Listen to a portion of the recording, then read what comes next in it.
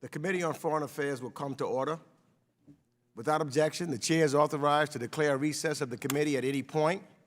And pursuant to Committee Rule 4, the chair may postpone further proceedings on approving any measure or matter or adopting an amendment.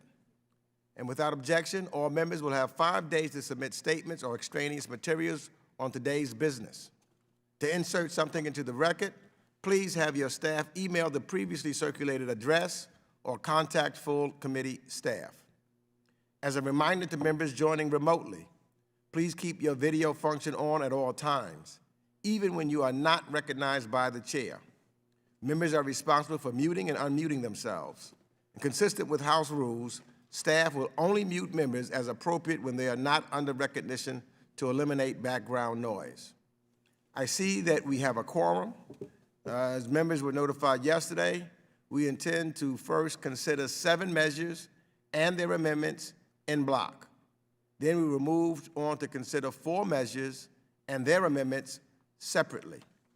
Any roll call votes will be postponed to the end of the markup. Pursuant to the notice, for purposes of markup, I now call up the measures and their amendments that were previously circulated to member officers, which, without objection, will be considered in block.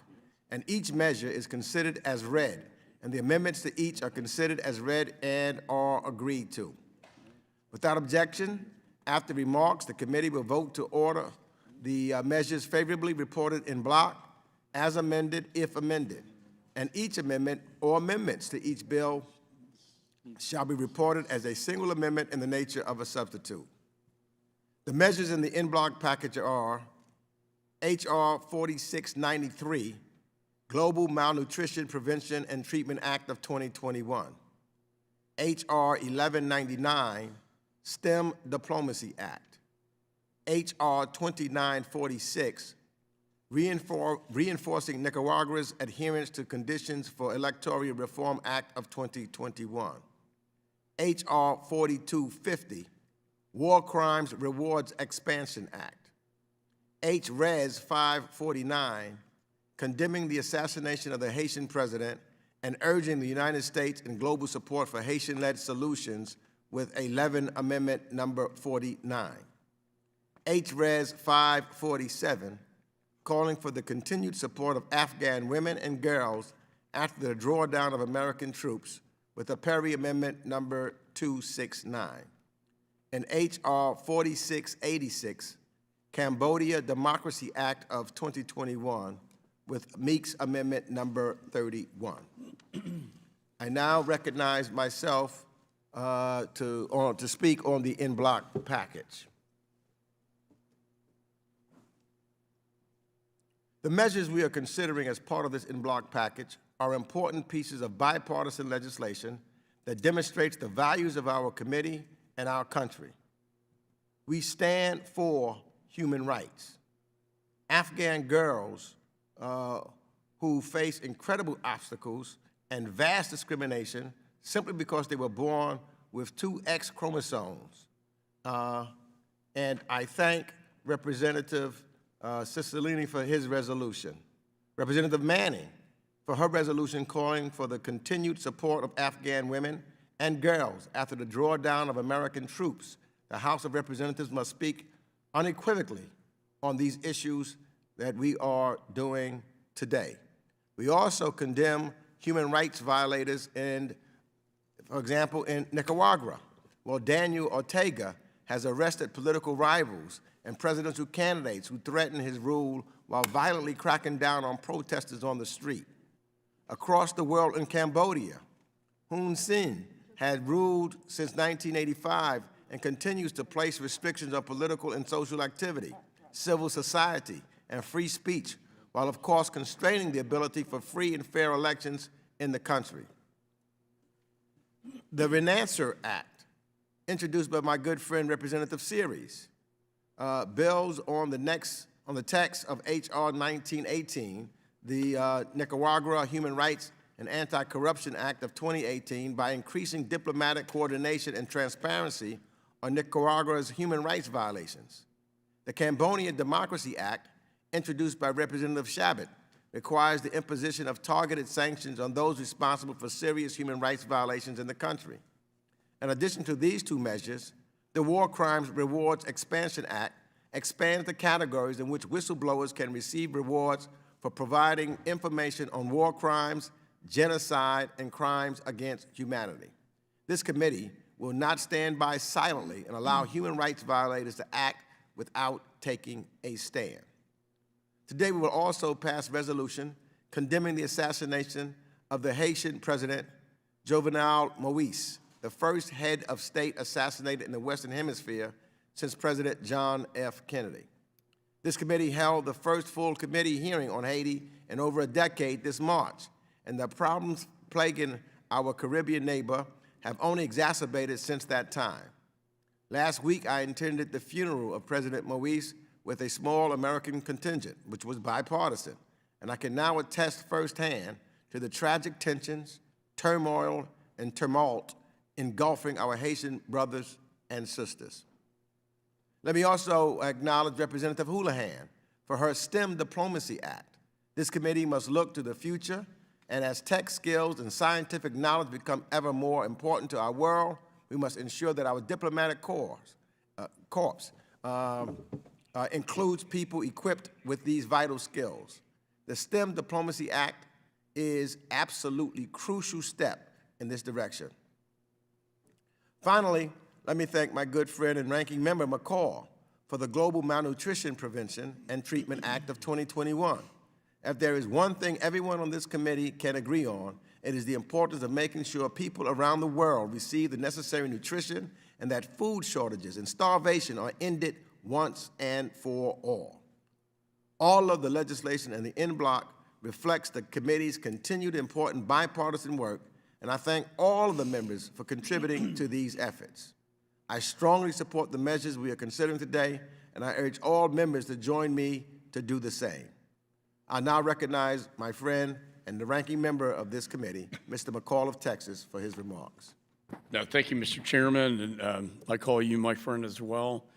And I look forward to a bipartisan markup after the last markup we had, which was quite a grueling exercise. And, we had a good debate, everybody got their views out. But I always think this committee is best when we work together, and I know you feel the same way.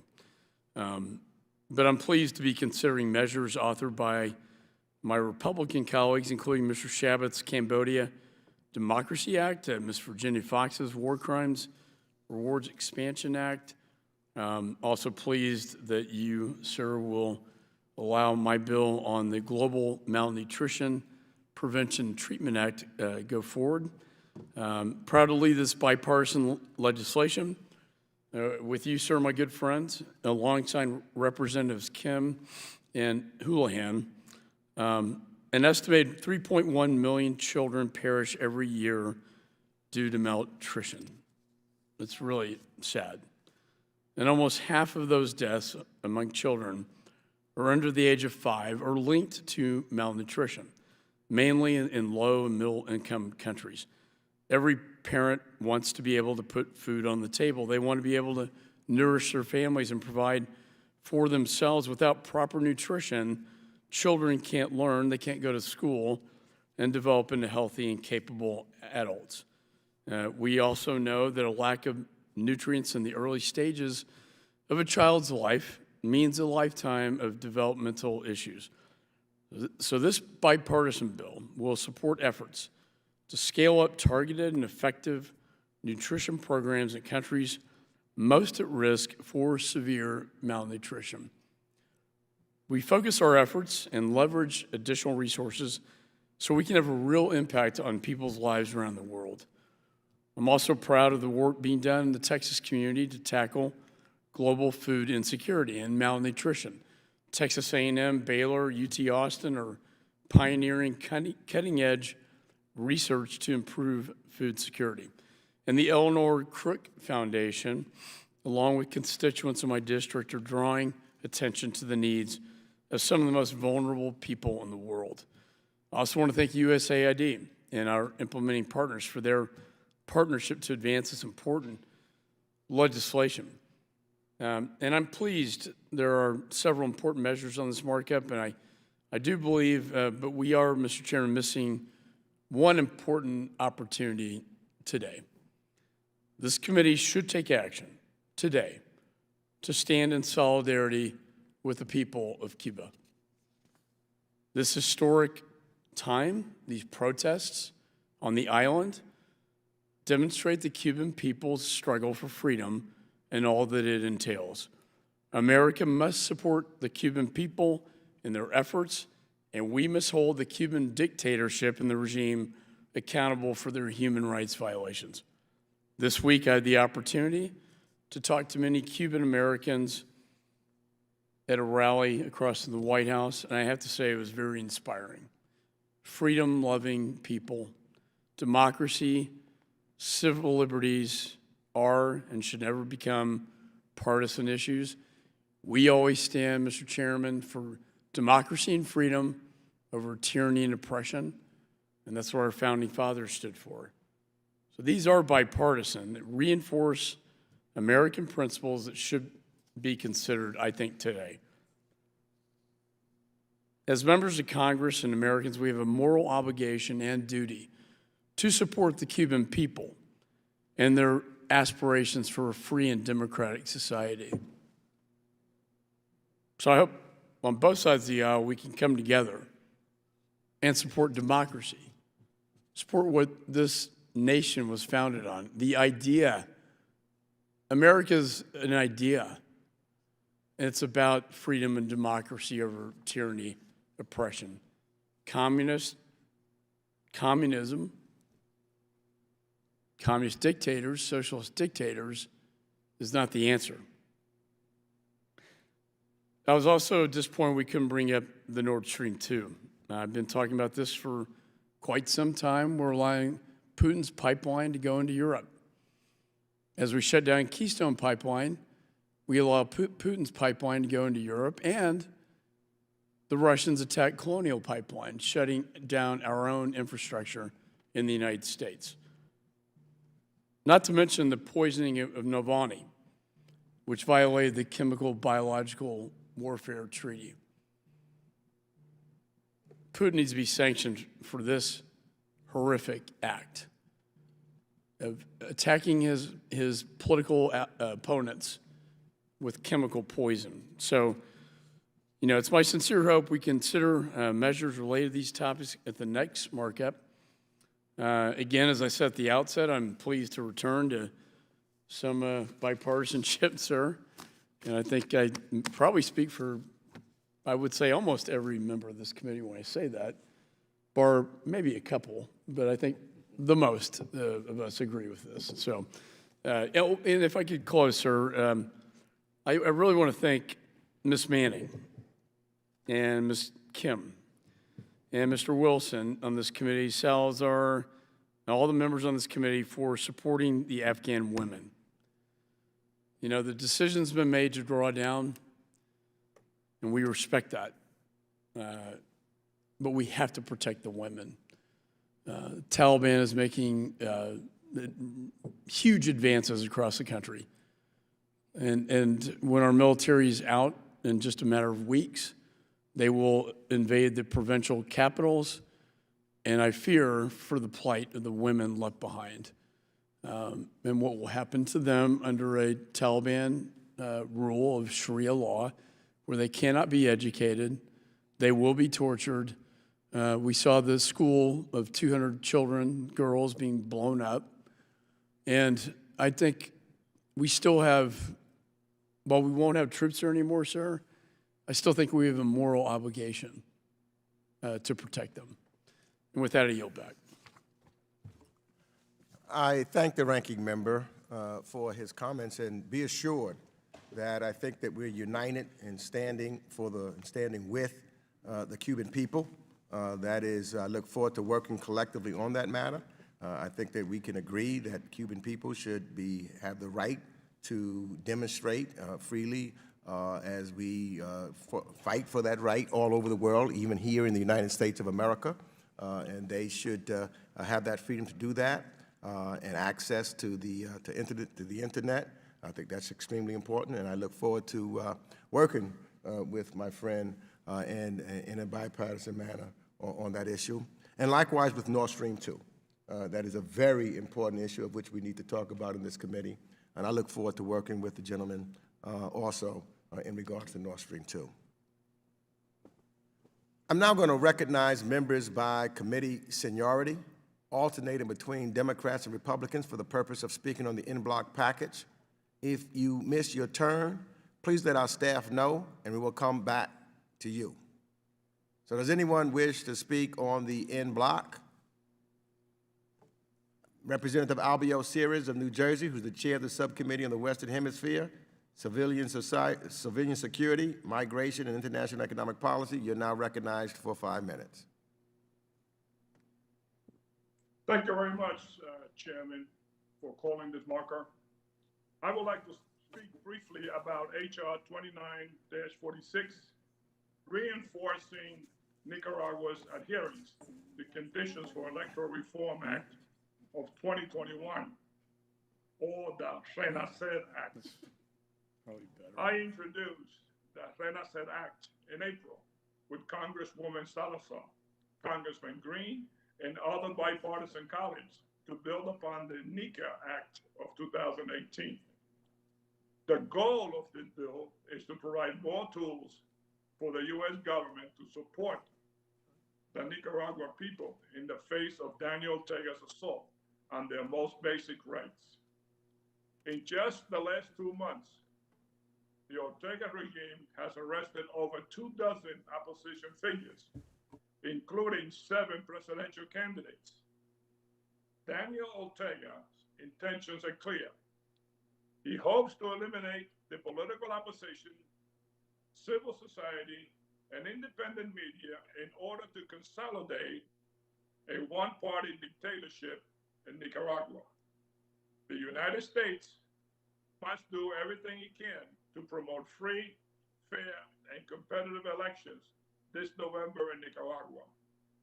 We should implement a results-oriented diplomatic strategy in coordination with our allies in Europe, Canada, and Latin America that aligns targeted sanctions against individual regime officials with specific outcomes.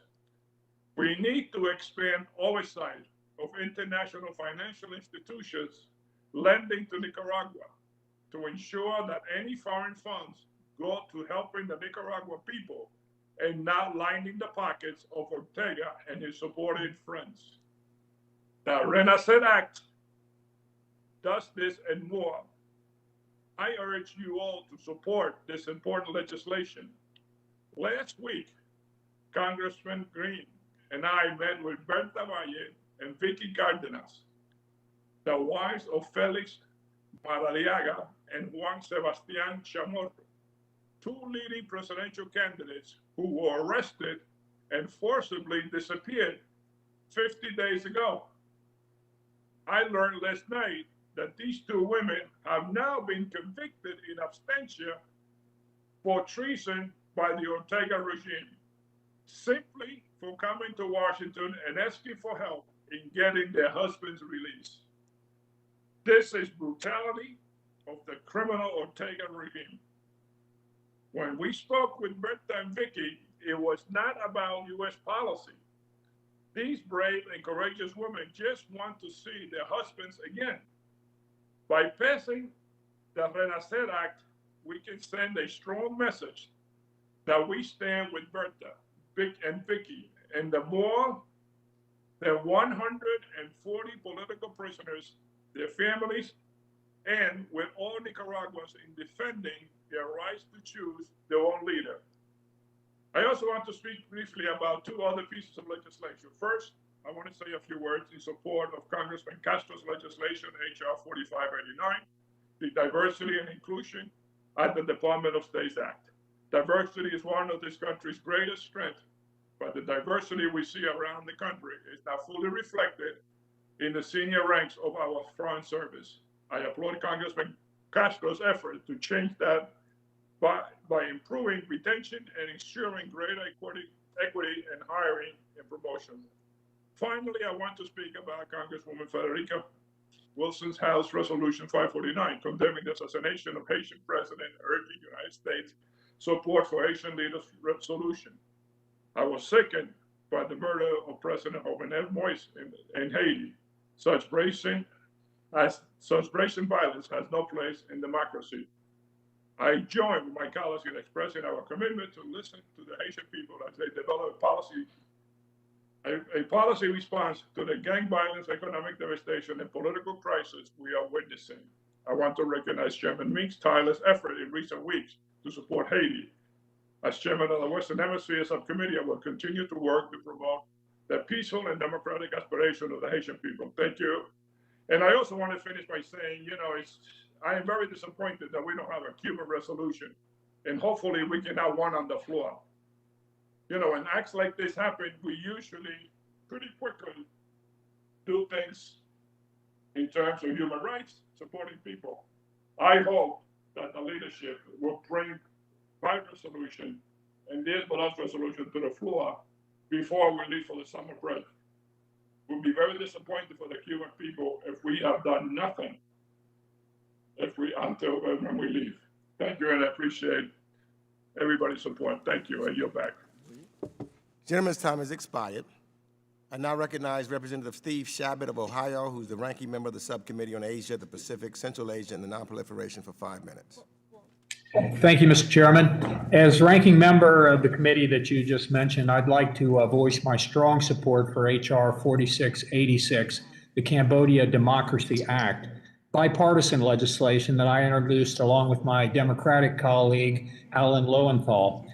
He and I are co-chairs of the Congressional Cambodia Caucus, and we're pleased to champion this legislation, which Ted Yoho first introduced a couple years back. He has, of course, since retired. I also want to thank Mr. Chairman, yourself, for working with us to bring this bill to markup today, and for your amendment, which updates the findings to address the fact that since 2017, Prime Minister Hun Sen's repression, unfortunately, hasn't gotten any better. As my colleagues are aware, Hun Sen's latest crackdown on the opposition began in the run-up to Cambodia's 2018 elections. He arrested Kem Sokha, the leader of the Cambodia National Rescue Party, on bogus charges, and then proceeded to ban the whole party and then persecute other leaders of that party. Hun Sen also shut down NGOs and independent media, including the National Democratic Institute and Radio Free Asia. Unfortunately, the crackdown has continued to this day. Hun Sen and his cronies have kept the bogus charges hanging over Kem Sokha's head and prohibited him from participating in any political activity. They've also continued to target opposition politicians as well as civil society activists and journalists. In fact, starting last November, they began mass trials against opposition party members.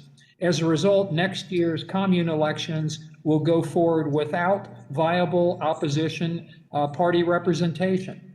That means that once again, Cambodia's elections will not be free, nor will they be fair. Sadly, this crackdown is nothing new.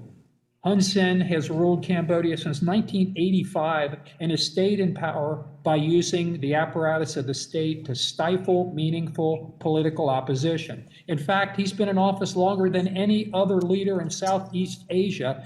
It's time for repression in Cambodia to end. While the European Union revoked some of its everything but arms trade preferences for Cambodia, Hun Sen hasn't really faced any stiff consequences from the United States, and that's embarrassing. It's well past time that we crack down on his crackdown. That's why the Cambodia Democracy Act imposes sanctions on those who participated in Hun Sen's illegal, arbitrary attempt to smother democracy. By targeting those directly responsible and holding them accountable, it's our hope that we can get Hun Sen and his cronies to realize that the only path forward for the country is to allow free and fair elections.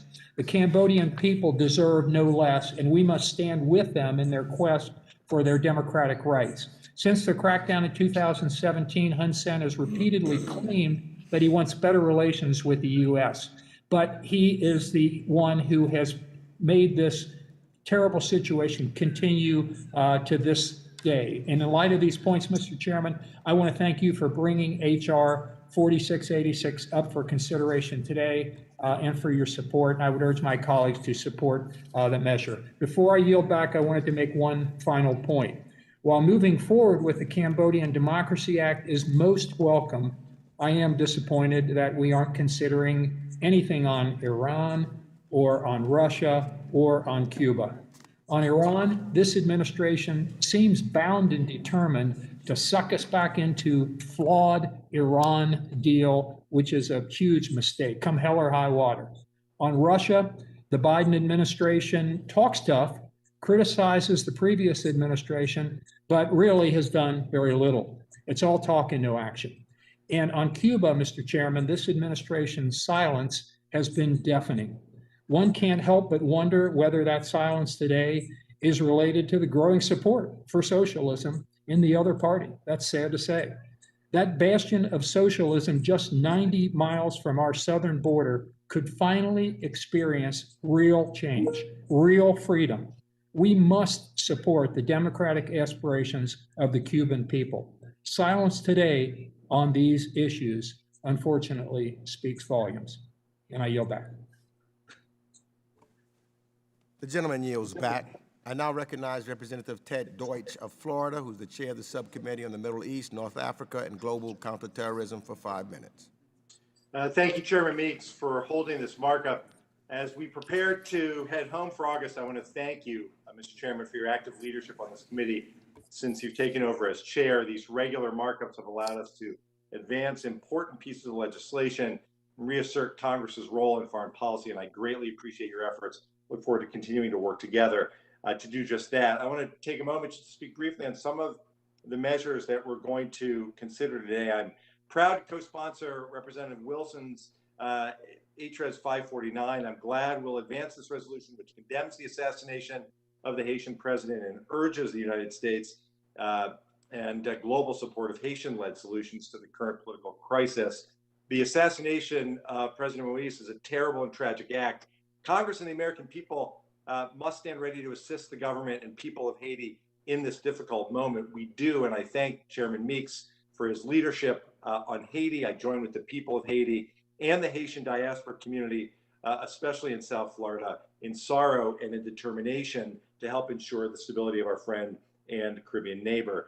I also support Representative Manning's H.Res. 547, which calls for the continued support of Afghan women and girls after the drawdown of American troops. Since 2001, the United States has sought to create an environment that respects the human rights of Afghanistan's women, girls, and minorities, and I am grateful that the Biden administration is intensifying diplomacy to advance intra-Afghan talks and the protection of human rights after the U.S. drawdown. We must continue to stand with Afghanistan's women and girls as the U.S. approach to Afghanistan shifts. I also want to mention two bills we'll consider later in the markup. I support Representative Cicilline's H.Res. 497 that condemns the murder of Alireza Fazeli Monfared and the practice of so-called honor killings in Iran. And I thank Mr. Cicilline for his unyielding commitment to standing up for human rights. Congress must advocate for human rights of the LGBTQ community, especially both in Iran and around the world. The murder of Alireza must be thoroughly investigated and fully prosecuted. As chairman of the Subcommittee on the Middle East, North Africa, I believe we have a responsibility to continue to stand against honor killings in the Middle East and around the globe as we fight for human rights. Furthermore, I'm glad that we're going to be marking up Representative Castro's Diversity and Inclusion at the State Department Act. American diplomats should reflect the diversity of our country, and this bill takes important steps to foster opportunity and diversity at the State Department, and I'm grateful to Representative Castro for his leadership on this issue. And finally, Mr. Chairman, I join you and the ranking member and Representative H.Res. In calling for a continued strong bipartisan response and support for the people of Cuba. I had the opportunity yesterday to meet with three young people, young Cuban Americans who are visiting Washington from South Florida, who came up here to make sure that their voices were heard. inspired by the protests that they've seen all across Cuba, in part inspired, as they told me, by the young people from Parkland who got involved in politics after the horrific shooting at Marjorie Stoneman Douglas High School. It is not partisan, as they wanted me and us to understand. It is not partisan to stand in support of freedom of the internet. It is not partisan to stand in support of the freedom to speak out.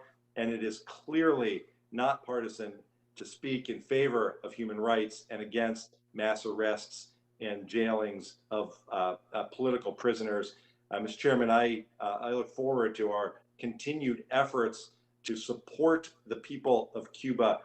What we've seen in the marches, the rallies across that country are being noticed here by everyone in this country who stands for freedom and the strong support for human rights. Look forward to working together in a bipartisan way to continue to make the position of the House of Representatives and this government very clear on that. And I'm grateful for the opportunity. And again, Mr. Chairman, and to the ranking member, thank you for the way that you work together. And thank you for the important work that we're doing at this morning's markup. I yield back. Thank you, Mr. Deutsch, and gentleman yields back. I now recognize Representative Joe Wilson of South Carolina, who's the ranking member on the subcommittee of the Middle East, North Africa, and Global Counterterrorism for 5 minutes. Thank you, Mr. Chairman. And Chairman Greg Meeks and Ranking Member Mike McCall, thank you for bringing these bipartisan measures before us today. I appreciate supporting several of the measures being considered in the markup. I am particularly grateful to support House Resolution 547, offered by Congresswoman Kathy Manning and Congresswoman Young Kim in support of Afghan women and girls. As we are witnessing record-high murderous civilian casualties with the dangerous withdrawal of U.S. forces from Afghanistan, it is imperative that the United States maintain our commitment to supporting women and girls in Afghanistan. As we saw with the tragedy of the hideous May terrorist attack on the girls' school in Kabul, killing 90 innocent children, schools and hospitals remain among the most attacked sites with the merciless mass murderers. With territorial gains by the Taliban terrorists, there are real fears of returning to the brutality and oppression imposed on women and girls in the 1990s under the Taliban totalitarian rule. It is critical that women and girls remain a priority in U.S. humanitarian and developmental aid. Additionally, I, in the future, with Chairman Ted Deutsch and Chairman Albio Series, look forward to voting in favor of freedom and democracy in Cuba, where citizens are fleeing from a failed socialist system. Additionally, we need to be considering and address Putin's pipeline, which is putting families of Europe at risk at the same time as in America there is the cutting off of the Keystone pipeline, which is so bizarre that there would be assistance to Russia and then a denial to the citizens of America. With that, I yield back. The gentleman yields back. I now recognize Representative Bill Keating of Massachusetts, who's the chair of the Subcommittee on Europe, Energy, the Environment, and Cyber, for 5 minutes. Thank you, Mr. Chairman. Mr. Chairman, yesterday in this Capitol, we heard dramatic and important testimony on the January 6th insurrection, an attack on our democracy in our Capitol. And we realized how these images across the world of this event are being used by our enemies to undercut our position and influence in the world. But we persevered that day on January 6th, and that's why it's so important here in this committee that we continue to move forward to reassert those values, our security interests around the world through the actions that our committee is taking so aggressively. And I want to thank the chair for the important work that you and your team have been doing in this committee. The work we're doing here is vitally important, and I'm encouraged that we're considering additional legislative initiatives that showcase America's values today. Specifically, I want to thank the chairman for considering H.Res 547, of which I'm an original co-sponsor. This important legislation authored by Representative Manning calls for the continued support of Afghan women and girls after drawdown of American troops. I've long been an advocate for women's rights and women's education. I want to urge the administration to ensure the inclusion of Afghan women, youth, and other marginalized groups in all aspects of the Afghan society. I also support Representative Cicilline's House Resolution 497. It's a very important bipartisan resolution, condemns so-called honor killings and the murder of Alireza Fazeli Monfared, and a person who was brutally killed simply for the gender that he chose to love. Ensuring equality for LGBTQI plus communities has long been an important issue for me, and having held the first ever Foreign Affairs Committee hearing on protecting LGBTQI plus rights, I strongly believe we must condemn these violent actions, and I urge my colleagues to support this resolution. Lastly, I want to thank the chair and ranking member for their work on behalf of Paul Whelan and Trevor Reed, who remain unjustly imprisoned in Russia. These cases of Paul Whelan and Trevor Reed are heart-wrenching, and I'll continue to work towards their release. With that being said, I encourage the chairman to consider including Representative Stevens' resolution, H.Res. 336, of which I'm a strong supporter, in the upcoming markup after the recess. With that, I want to thank the chair, and I yield back. The gentleman yields back. I now recognize Representative Young Kim of California, who's the vice-ranking member of the Subcommittee on Asia, the Pacific, Central Asia, and Nonproliferation, for 5 minutes.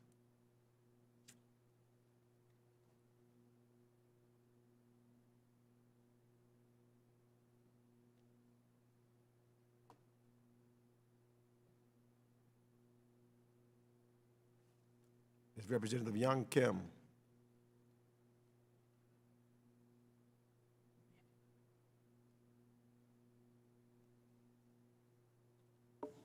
I now recognize Representative Andy Levin of Michigan for 5 minutes. Thank you so much, Mr. Chairman. And I want to just emphasize how much I support the bipartisan work behind many of the resolutions we're considering this morning. And I really salute you and the ranking member and so many of my colleagues for their bipartisan work on Afghanistan, Paul Whelan, Trevor Reed, global nutrition, and many, many other matters. But allow me to focus my remarks this morning on Congresswoman Frederica Wilson's timely resolution on Haiti. The murder of Jovenel Moïse was a devastating example of the extent to which the security situation in Haiti has unraveled. But it should not have been shocking to anyone who follows Haiti closely.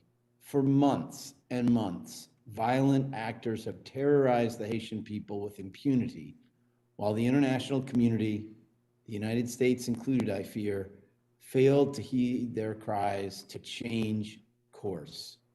This resolution recognizes that in the wake of this horrible assassination, as you say, the first assassination of an elected president in the Western Hemisphere since JFK, and the first assassination of a Haitian president since 1915, we must chart a new path forward when it comes to our Haiti policy.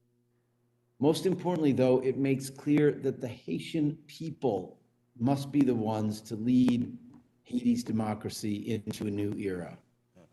It supports their right to determine their own country's future, one of prosperity and lasting security, which the Haitian people deserve at long last. And it embraces a democracy that's real and enduring. Building such a democracy will require free and fair elections, to be sure, and not ones that are rushed and cannot produce credible results. I know how critical it is that we get this right and ensure that conditions necessary for real elections are in place, even if it takes a while. I was in Haiti in 1987 as a human rights observer to the first attempt at democratic elections in that country following the end of the Duvalier dictatorship.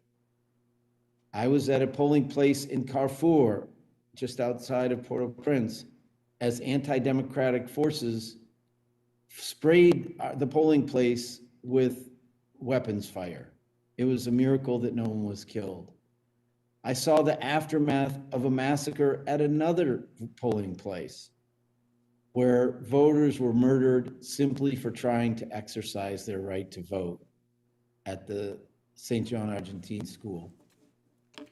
A democracy cannot flourish if voters are intimidated, harassed, or killed for participating in it. That isn't a true democracy, nor is one in which power players hash out leadership posts in back rooms or in foreign capitals. If we wish to be a true friend to the Haitian people, we must empower them and their representatives in civil society to rebuild after this tragedy. We must at last pursue a new policy towards Haiti that puts the will and well-being of the Haitian people first. This resolution is an auspicious first step. Again, I thank Congresswoman Wilson and I thank the chair and ranking member for bringing this resolution up today and for including my simple amendment to make sure we describe protocols in Haiti's constitution accurately. I urge my colleagues to support this resolution, and I yield back the balance of my time. Gentleman yields back. I now recognize Representative Young Kim of California, who's the vice-ranking member of the Subcommittee on Asia, the Pacific, Central Asia, Non-Proliferation, for 5 minutes. Thank you, Chairman, and thank you, Ranking Member. The en bloc being considered before this committee today is comprised of a number of important measures, including a resolution, House Resolution 547, to recognize the gains made by the female Afghans over the past 20 years. I am proud to co-lead this resolution with Congresswoman Manning, pledging strong support for the women and girls of Afghanistan. This resolution is crucial in signaling Congress's commitment to providing robust humanitarian and developmental assistance to women and girls in Afghanistan and calling for their inclusion in peace negotiations. I share the concerns of many of my colleagues on our hasty withdrawal from Afghanistan and the manner which it has been carried out, along with the massive gains made by the Taliban in recent months. I think we can all agree that it is imperative for our country to honor our commitment to the women and girls of Afghanistan and the incredible gains that they have made in the classroom, the workforce, and the halls of government over the past 20 years. We must ensure that our withdrawal does not adversely impact those gains and enables future opportunities for girls to learn and succeed. I urge my colleagues to support this important resolution and for its passage during today's markup. I'm also proud to support the Cambodia Democracy Act as a co-sponsor, H.R. 4686. As introduced by Ranking Member Shabat and Congressman Lowenthal, this bill would hold Hun Sen's regime accountable for violating the democratic and human rights of the people of Cambodia. Over the past decade, Cambodia has moved further and further away from any notion of democratic representation and respect for human rights. Cambodia's government outlawed the country's only political opposition party, forcing the party's leader to flee into exile. Prime Minister Hun Sen continues to rule the country with an iron fist he has for decades. And Cambodia has continued to cozy up to the People's Republic of China as a fellow authoritarian power, raising concerns that Cambodia could help project PRC influence further into Southeast Asia. It is long past time for the United States to impose stricter measures holding the Hun Sen regime accountable for its actions. I support this bill and its imposition of sanctions on Cambodian officials responsible for undermining democracy and human rights protections, to strengthening our approach to Cambodia and lead by example in Southeast Asia. I strongly urge my fellow colleagues to support this measure's passage today, and I yield back. Thank the gentlelady for yielding back. I now recognize Representative Chrissy Houlihan of Pennsylvania for 5 minutes. Thank you, Mr. Chair, and thank you to everyone on the committee for your support of my crucial piece of legislation, bipartisan legislation, H.R. 1199, the STEM Diplomacy Act. I'd also like to thank my colleagues, Representatives Meyer, Sherman, and Liu, for their support on this bill.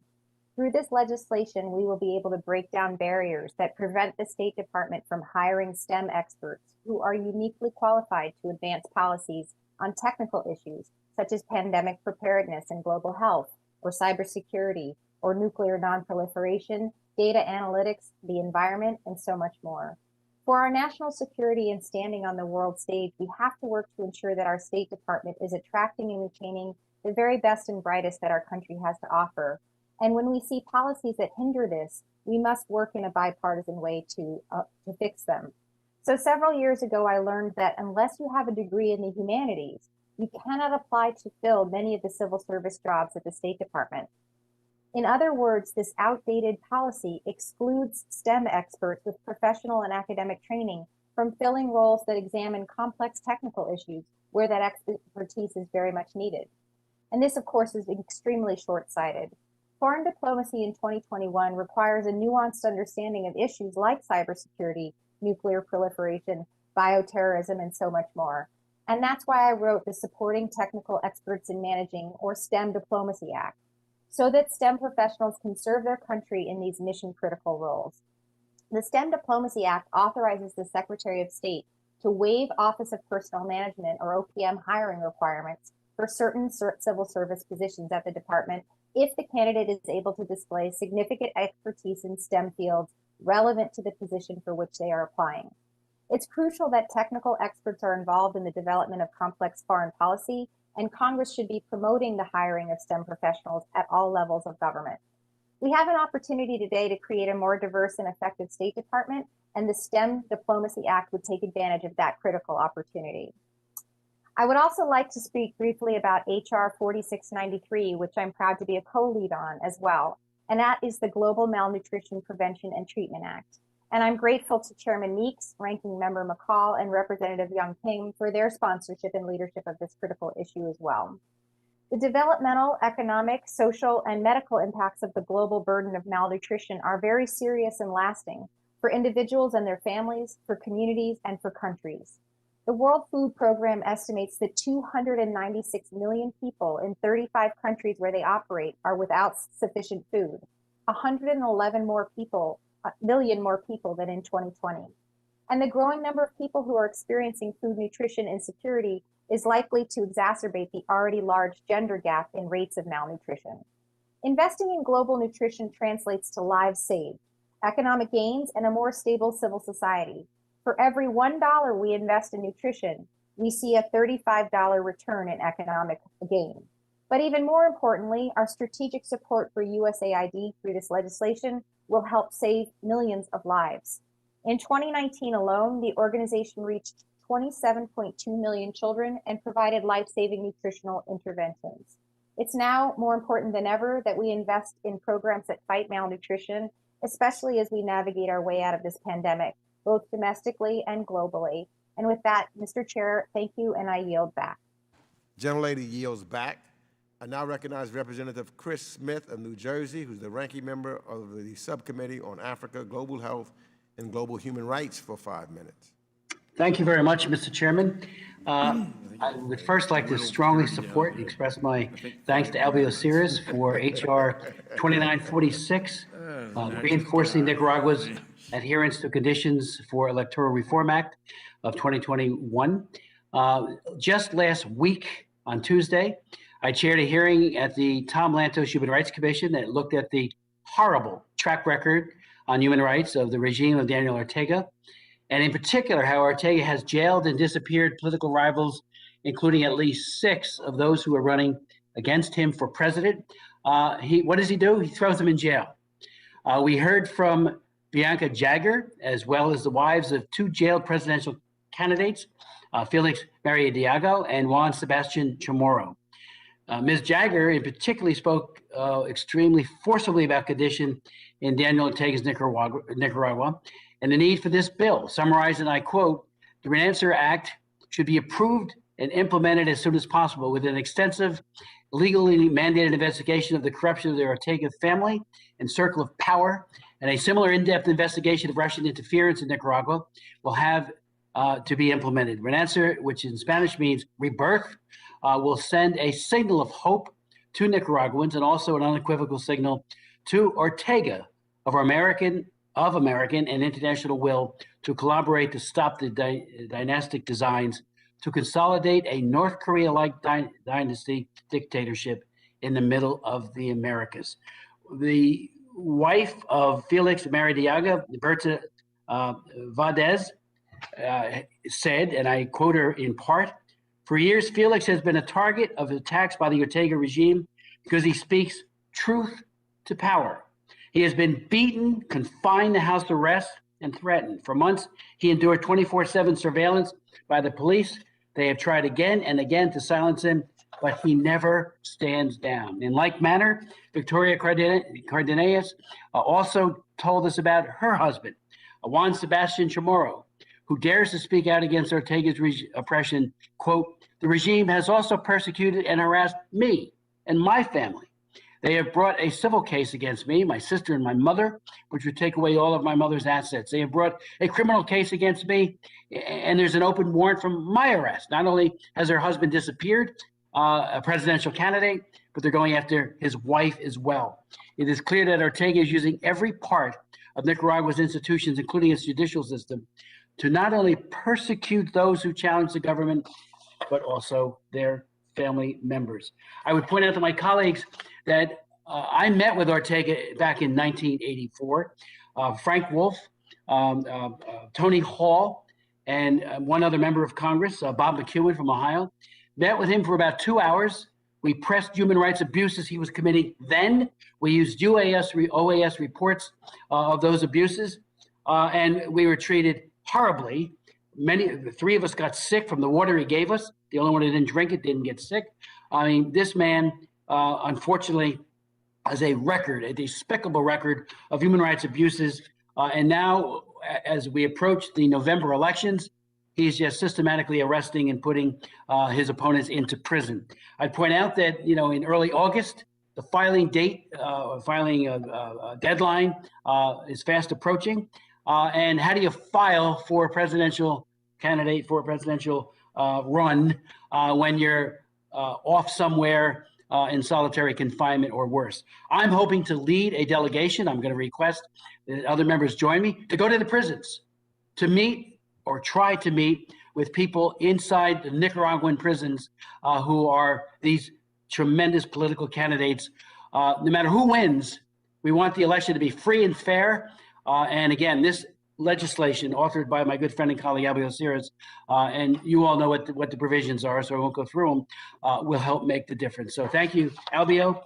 And Mr. Chairman, I yield back the balance of my time. Gentleman yields back.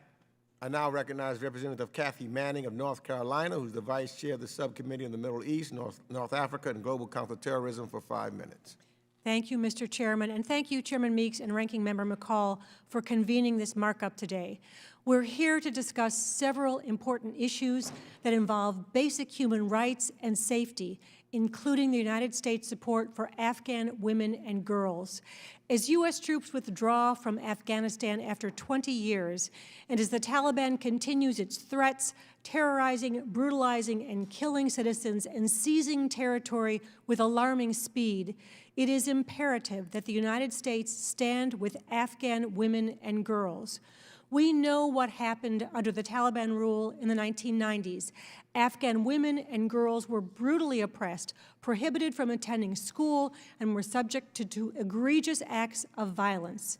Since 2001, opportunities for Afghan women have dramatically improved, with Afghan women increasingly gaining employment and Afghan girls gaining the ability to pursue an education. All these gains are now at risk. We have good reason to be alarmed. We've all witnessed horrific acts of violence against Afghan women and girls. In May, an attack on a girls' school killed 90 people and injured dozens more. Afghan women and girls need our support.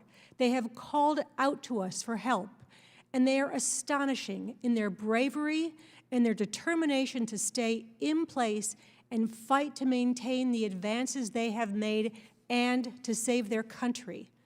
That's why last week, Congresswoman Young Kim and I introduced a bipartisan resolution that calls for continued robust humanitarian and diplomatic assistance to support women and girls in Afghanistan.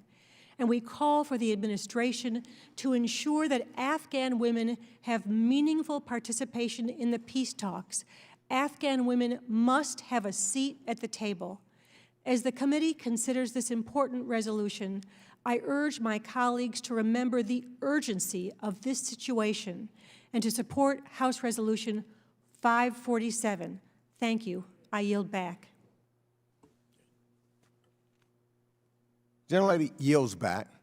I now recognize Representative Maria Salazar of Florida, who's the vice-ranking member of the Subcommittee on the Western Hemisphere, Civilian Security, Migration, and International Economic Policy for 5 minutes. Thank you. Thank you, Mr. Chairman. Can you hear me? I'm not sure you can. Can you?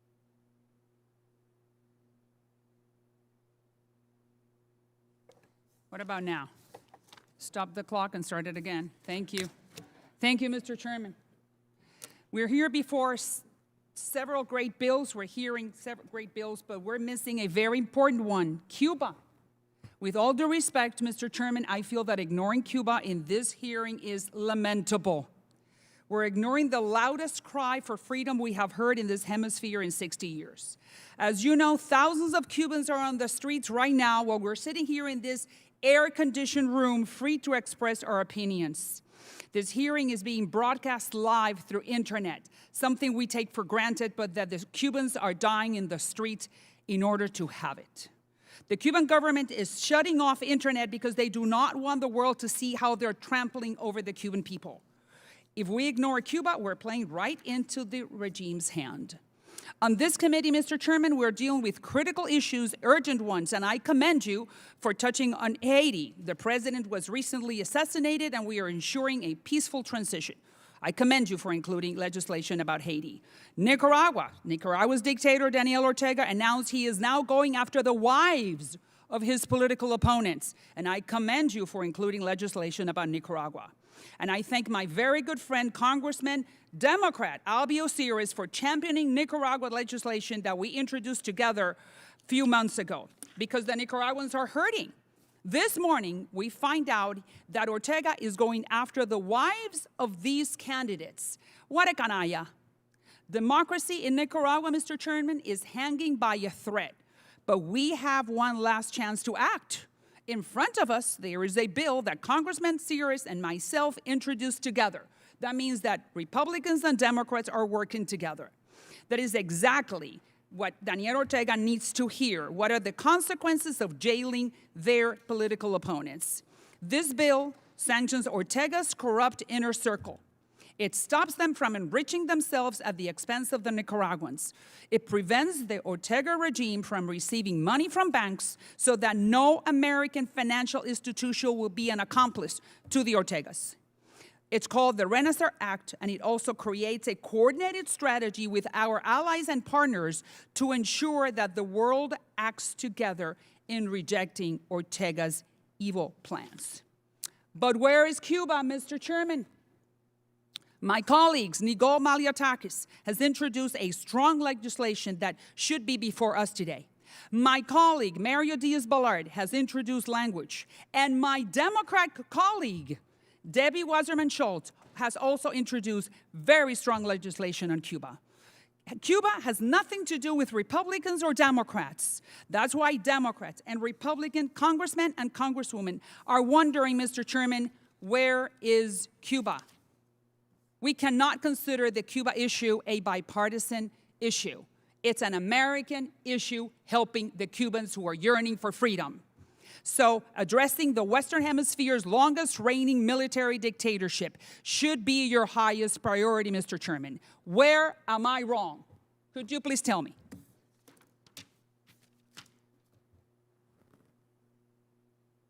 Can you answer me?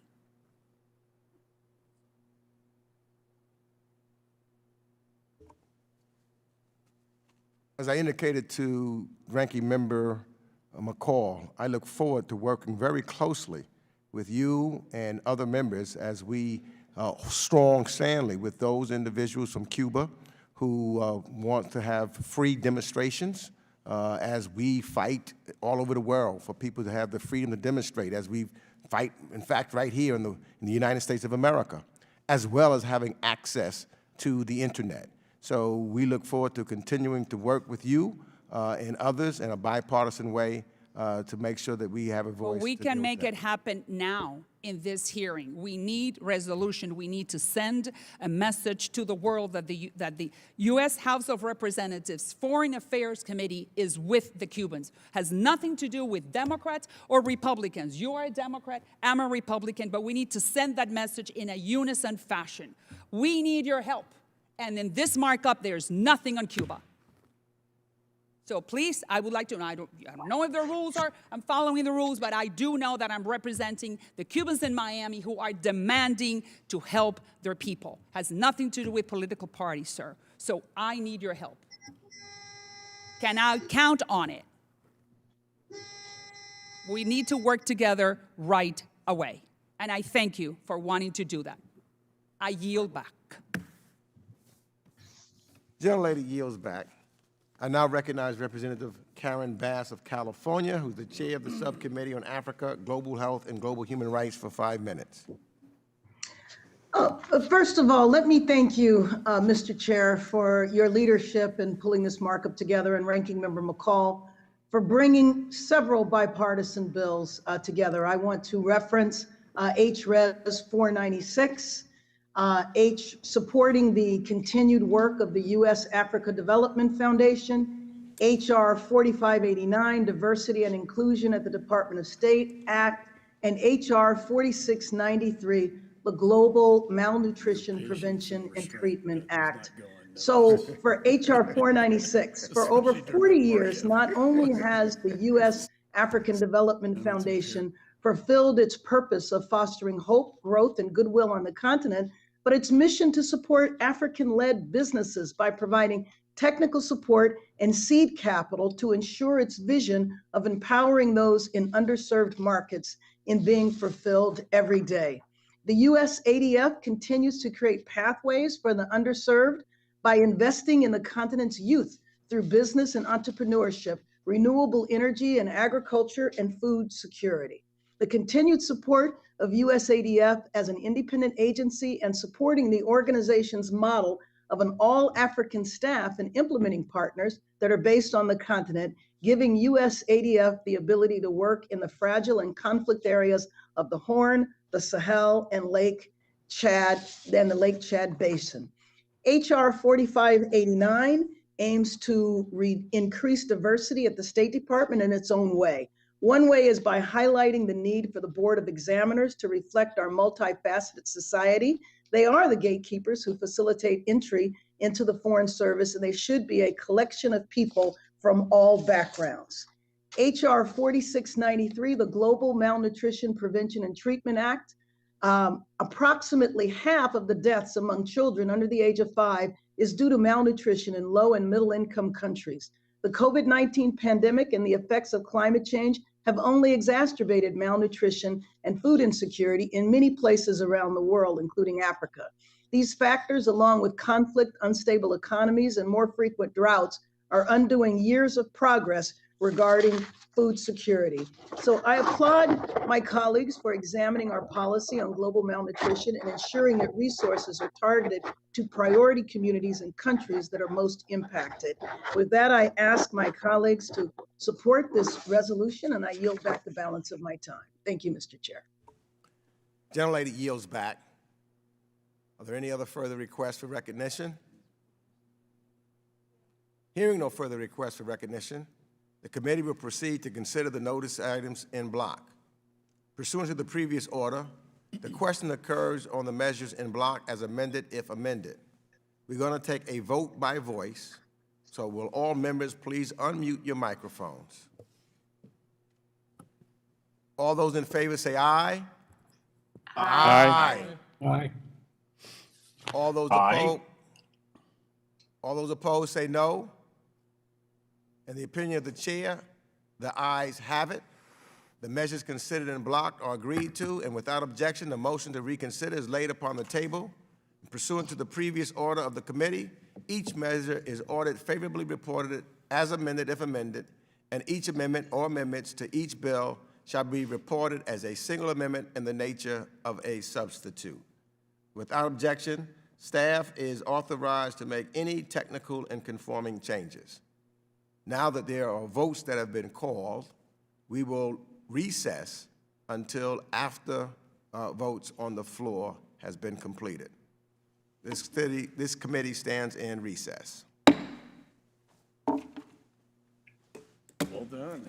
That was far less painful than The last time.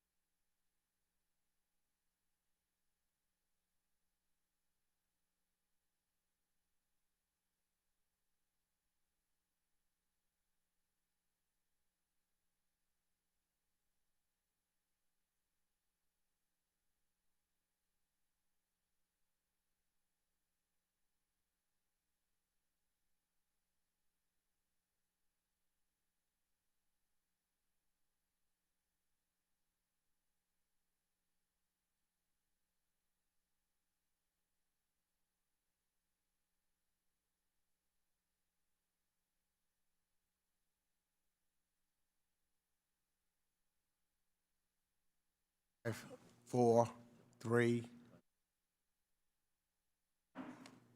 Hearing come to order. Let me first apologize to members, because I value every member's time.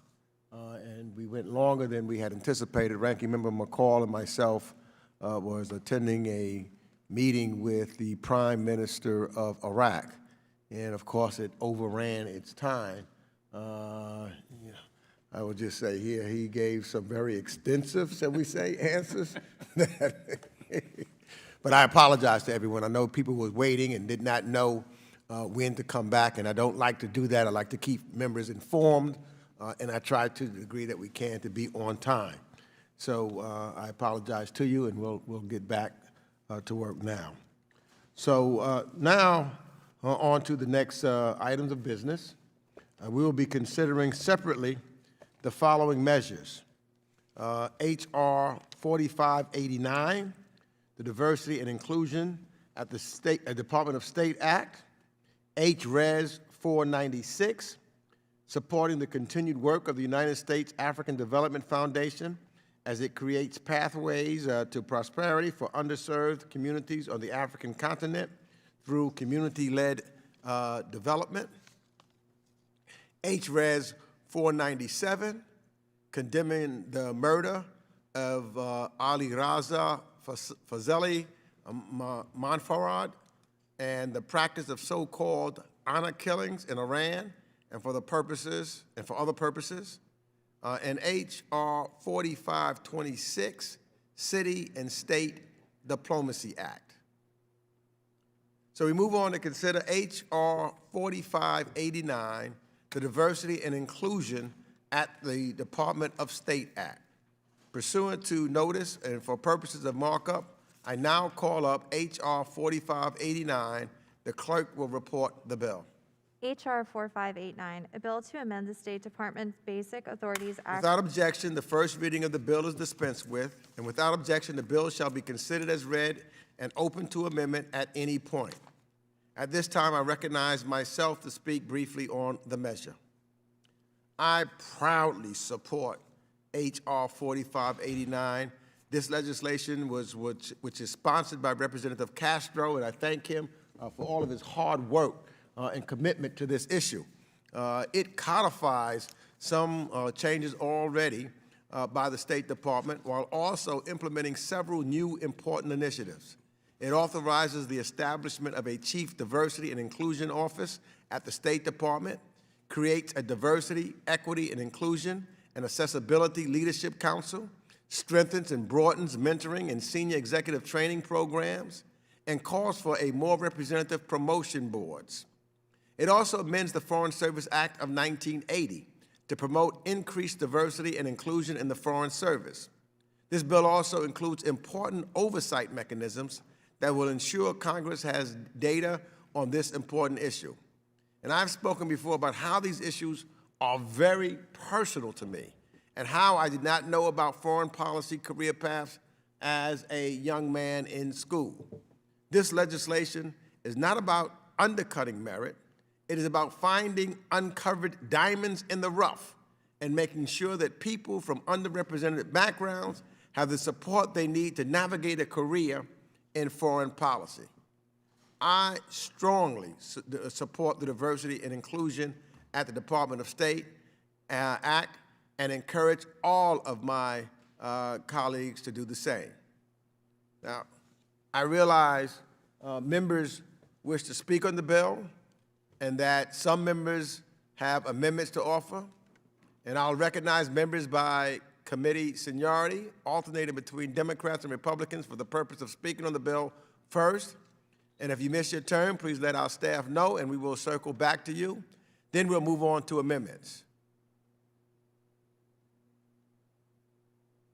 I now recognize Ranking Member McCall for 5 minutes. Thank you, Mr. Chairman. Let me say first, I support this office. And I did talk to the ambassador yesterday, and I have deep appreciation for your interest and commitment to this issue. As I talked to the ambassador, she's only been in office since April, I know that she's still gathering data, putting together her strategy. For example, just 1 week ago, Secretary of State sent a cable to all posts overseas asking for demographic information from employees. And shortly after that, the department submitted a report to Congress that details, all the steps that are being taken internally to address diversity, recruitment, employment, retention, and promotion. So based on that ongoing process, I believe that while I want to be supportive of this, I believe that it is premature at this time until the ambassador gets more of this information and data that she's been trying to scrub, as she said in her words to me on the phone. And it's almost like putting the cart before the horse. The fact is many diversity efforts over the years have failed at state, and that's unfortunate. So I think we should try to understand what works and what doesn't before we go about making permanent changes and creating new titles, programs, and offices until the appropriate time. And I think we could agree on this in a bipartisan way. We had a whole diversity title in the state authorization bill, which we passed on a bipartisan basis earlier. And it's my hope that the Senate will act on it now that it has passed the House. And then when it becomes law, I think we can then take steps in that bill as that plays out. So I remain committed to working with you, Mr. Chairman, on this, as well as the ambassador, who I have a lot of respect for, and she was very honest with me in her phone conversation. I just want to do this right, and I don't want it to be rushed. And with that, I yield back. Do any other members wish to speak on the measure? I Mr. recognize Chairman. Representative Titus from Nevada. Thank you very much, Mr. Chairman. I too have had a recent conversation with the ambassador, the State Department's Chief Diversity Officer, and I came away with a very different impression from that apparently the ranking member has. I was very encouraged by our conversation. I felt like that Secretary Blinken had chosen the right person, that she really thinks it's important for the State Department itself to reflect the kinds of values of all the people in the United States so that we can share those and promote those around the world and reassert our position of leadership. So I want to thank Mr. Castro for bringing this bill and for letting me work with him on it. I think that diversity should also recognize that it's not just people of color, and we should do more recruiting in our minority-serving universities and our historic Black colleges, but it's also a gender issue. If you compare the recruitment and retention of women at the State Department to men, it's just dismal. And the ambassador acknowledged that and admitted that she wants to stress gender equity as one of the new pillars of the way the operations and organizations of the State Department will be going forward. So I would strongly support this. I think it's very important. It sends a strong message, and it also makes systemic change. So thank you, and I yield back. Thank you. Gentlelady yields back. Does anyone else wishes to speak for purposes of speaking on the bill? Mr. Perry, recognized for 5 minutes. Thank you very much, Mr. Chairman. And I, too, will tell you that as a young man and as an older man, I'm unaware of the opportunities at the State Department or how to avail myself to them. But diversity is woven into the fabric of our country. It's part of who we are. We are not an ethnically homogeneous people. The founding principles of our nation, which elevate the dignity of every person regardless of exogenous consideration, calls upon us, white, black, brown, to maintain and fortify the promise of America. However, contrived impositions on diversity as laid out in this bill diminish the notion that we are all equal in the eyes of the law and the eyes of God. For instance, the Chief Diversity Inclusion Officer, an unnecessary new position to begin with, is charged with promoting mentorship and sponsorship for members belonging to traditional underrepresented groups. I think it's insulting and patronizing to insinuate that someone who is qualified enough to work for the United States State Department should require a special accommodation due to the color of their skin. The extent to which The woke Marxist culture is infused in the essence of this bill is astounding. No longer will merit be the exclusive determinative factor for entry into the Foreign Service. This amendment makes it the policy of the United States that the hiring, retention, and promotion of State Department employees must be exclusively based on merit. This bill operates under the assumption that promotion boards, to include the various selection boards as well as the Foreign Service's Board of Examiners, should be more diverse in order to promote more diverse applicants, or else promote applicants who have been brought into the Marxist idea that we should judge people based on social, ethnic characteristics. It's unconscionable in America. It's unconscionable anywhere. To be clear, I understand the good intentions undergirding this bill. However, diversity for its own sake does not serve the interests of our American nation. My concern, among others, is that these promotion boards will become a State Department-based springboard for a woke culture steeped in moral relativism. The promotion boards will focus on promoting individuals based exclusively on immutable characteristics. Decisions based on things like immutable characteristics or your race or your political beliefs is un-American and it's immoral. If you pose that question to many of my colleagues on the left, a question specifying what are the limits of progressivism with respect to race-based considerations, it's more than likely they could not provide any kind of substantive answer. I say that we can and should celebrate our nation's diversity by highlighting the fact that merit can be demonstrated by every single employee of our Foreign Service, regardless of who they are, what their skin color is, or what religion they ascribe to. We are an egalitarian country, meritocracy, based on the principle that if you work hard and remain dedicated to your duties and responsibility, you can succeed. This bill threatens that principle under the guise of limitless progressivism. It's flat out wrong. Our nation was founded on an objective moral principle that all men and women are created equal. Let's not undermine that cornerstone principle of our country.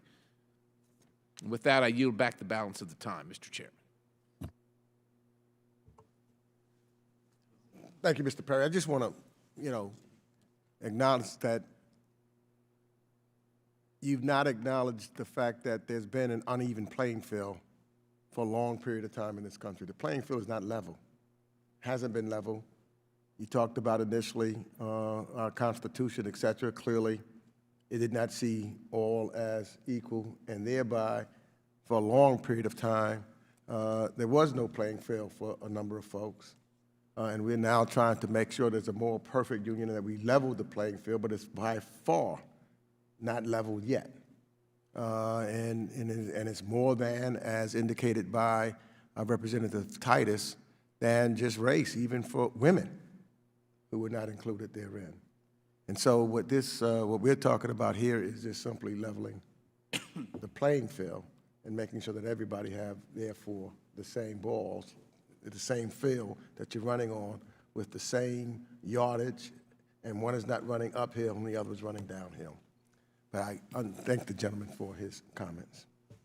And now, anyone else wishes to speak on this for purpose of speaking on the bill? Hearing no further requests, let's move on to amendments. Representative Mast has his hand up. I have my hand up. Mast? Okay. Representative Mast, sorry, you're acknowledged for 5 minutes.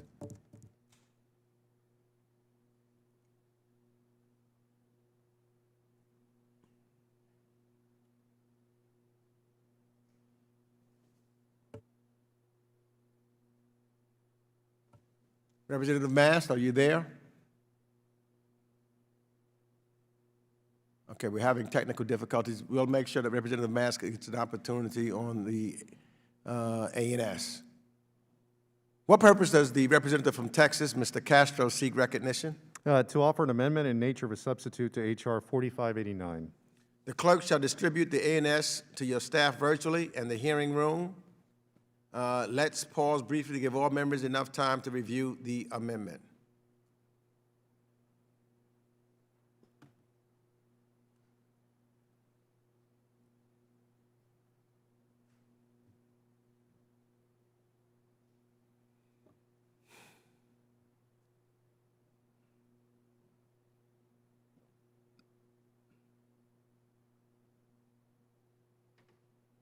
Has everyone received a copy of the ANS?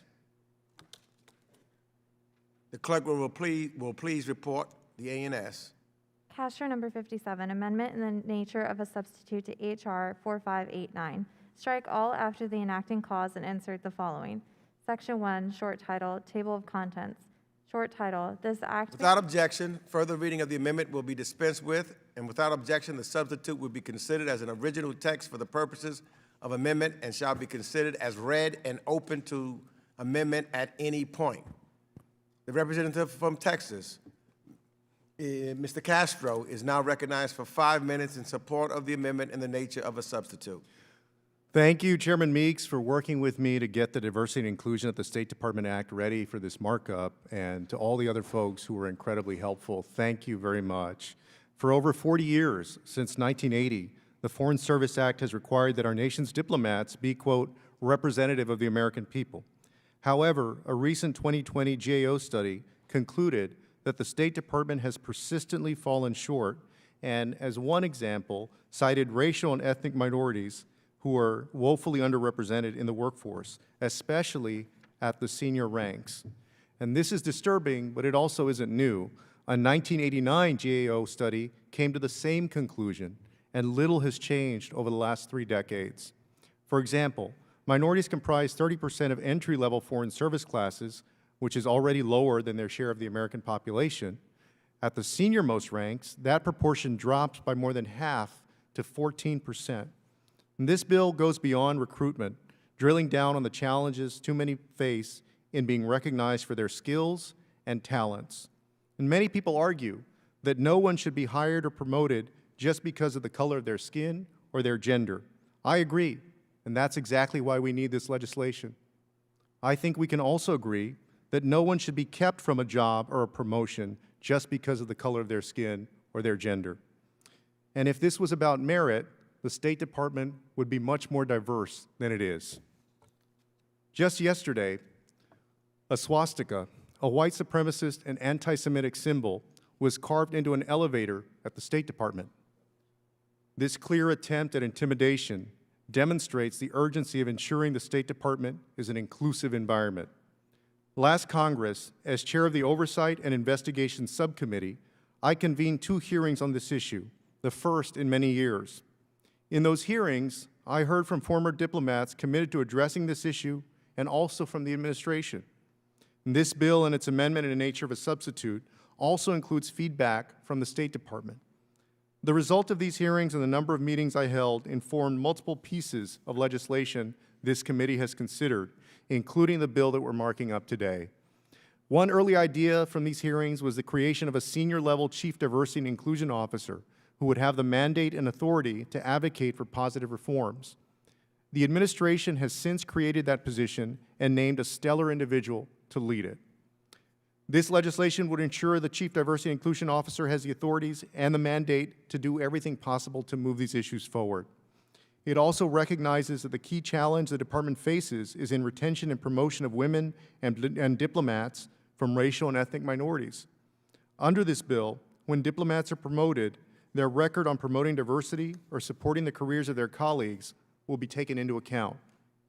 The bill also establishes a formal mentoring program for all employees and expands advancement opportunities for the civil service. Promoting diversity not only promotes our values as a nation of immigrants, but is also a national security imperative.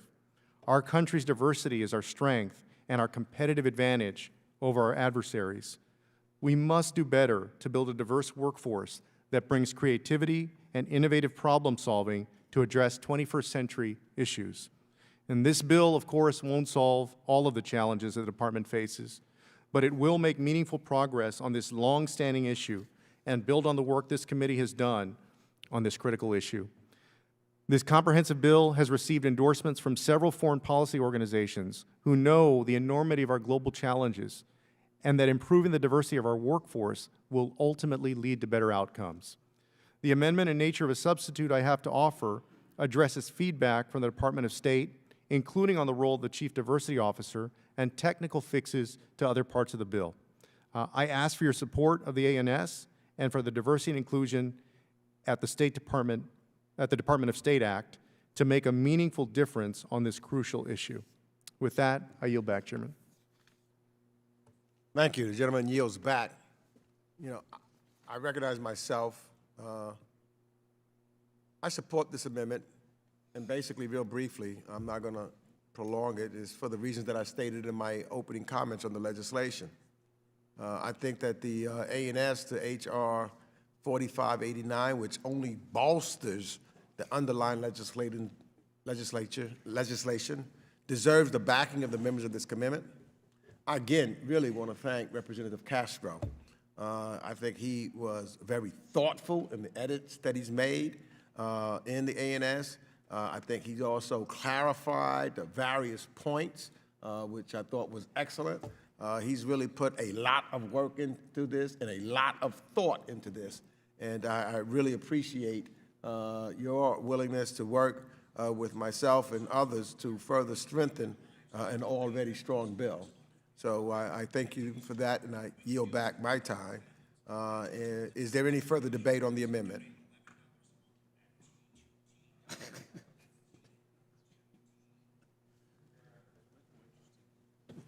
Mr. Phillips, you're recognized for 5 minutes. You know, Mr. Chair, I just want to acknowledge my colleague from Pennsylvania's remarks in that the founding of our country is predicated on all men created equal. And all men and women are created equal. The challenge is that our country has not treated them equally since our founding. For generations and decades after our nation's founding, we enslaved people. This is not about guaranteeing better outcomes for anybody based on the color of their skin. This is about ensuring that people have equal opportunity.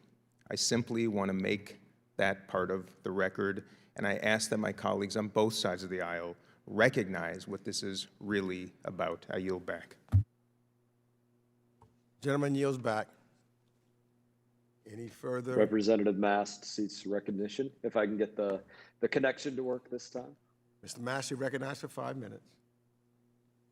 Thank you, and I thank you. I thank my colleague, Mr. Phillips, for his comments, and I want to respond to these comments. I agree that the intent, as Mr. Phillips stated, is about making sure that there's an equal opportunity. That is the intent. And I don't believe that it's more than that.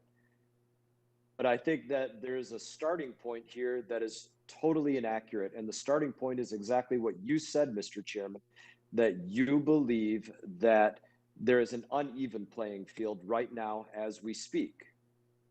And if that's the starting point, when the reality is that there is not an uneven playing field, then what you're doing is you're putting your finger on the scale. That is literally what you're doing, whether you like it or not. If there's not an uneven playing field, but you're setting it up as though there is, you're tipping the scale, and that's what it is. And I would say this, you know, I see as I look at the videos of the many representatives online, most of them, as well as our hearing room, have the beautiful 50 stars and 13 red and white stripes displayed. That unfortunately some people, even on the 4th of July, were so brash as to call it racist. But I can tell you this, under 50 stars and 13 red and white stripes, every single one of us, we wake up on the uneven playing field of the ability to decide that today is better than yesterday. This week is better than last week. This month is better than last month. This year is better than last year. Every single one of us, or we don't. But we do get to decide that for ourselves. It doesn't matter if yesterday you lost 2 legs and a finger. It doesn't matter if the day before you lost your sight like Dan Crenshaw. It doesn't matter if before that you lost an arm like Jim Baird. And there's bipartisan challenges that people in our body have faced and overcome. And the very serious point that I'm making here is that we are not on an uneven playing field. We are on the greatest playing field in the history of man that does ensure that when we wake up, we do get to decide that it's better or it's not. And we live with the decisions of how that day goes and that week goes and that year goes. And in that, I thank you for the opportunity to yield me some time, and I now yield my time back. Mr. Chairman, Mr. Cicilline, move to strike the last word. recognized for 5 minutes. Mr. Chairman, I want to first thank Congressman Castro for his extraordinary leadership on this bill, and you, Mr. Chairman, for your continued partnership on this really important issue. And I want to first say that I think what's so important about this amendment in the nature of a substitute is it recognizes what years and years and decades of research have shown, and that is that organizations and people who work within those organizations benefit from diversity. That's an empirical fact. And what it produces is a variety of different perspectives, increased creativity, higher innovation, faster problem solving, better decision making. If it's private companies, increased profits, higher employee engagement, reduced employee turnover, better organizational representation, and improved hiring results. All of those things are benefits to the American people when the organization is the State Department. And so it's, of course, valuable not only to the employees, but to our country and to the diplomatic services that the State Department provides. This notion of, like, if we just close our eyes and pretend everyone has had the same opportunity and has an even playing field and just move forward from this day is just not true. Look at the disparity that exists between the wealth of African Americans in this country and compared to white families. That is a direct result of a set of government policies that were in place. Things like denying African Americans access to federal housing programs, or denying African Americans access to the GI Bill, things that help to build wealth for families, or taking property and not providing appropriate compensation. And so the notion of, like, let's just act as if everyone has had an equal opportunity in this great country is just not true. We can't wish this stuff away. If America is going to fulfill the ideals that we all treasure and that we promote to the world about human dignity and the value of every human being and the importance of people having equal opportunity, we have to acknowledge what preceded today and make it better for the future. That's exactly what this bill does. But you just can't say everyone has a level playing field when there have been decades and centuries of policies and government actions which made that impossible. And thankfully, much, if not all of that is gone, but we're living with the remnants of that still.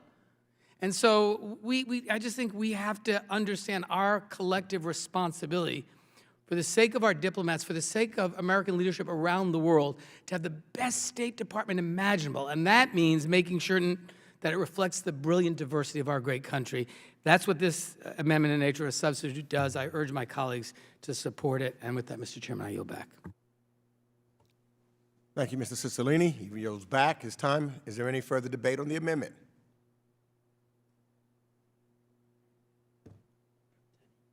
Representative Tenney from New York, you're now recognized for 5 minutes.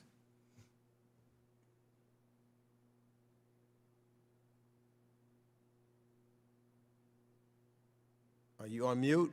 We can't hear you.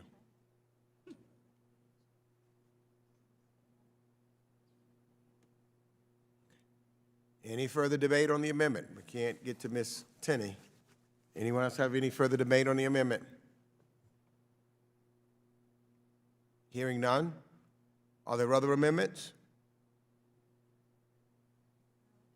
For what purpose does Representative from Tennessee, Mr. Burchett, seek recognition? Thank you, Mr. Chairman. I wish to make the proper motion to submit an amendment to the amendment, I believe. I'm not sure of the proper terminology, if that's close. The clerk shall distribute the amendment to the staff virtually and to the members here in the hearing room. And we'll pause briefly to give all members enough time to review Mr. Burchett's amendment, on the amendment. Thank you, Mr. Chairman, as always. But you forgot to reference me as the 435th most powerful member of Congress. I think since I've achieved this goal that I should be recognized as such.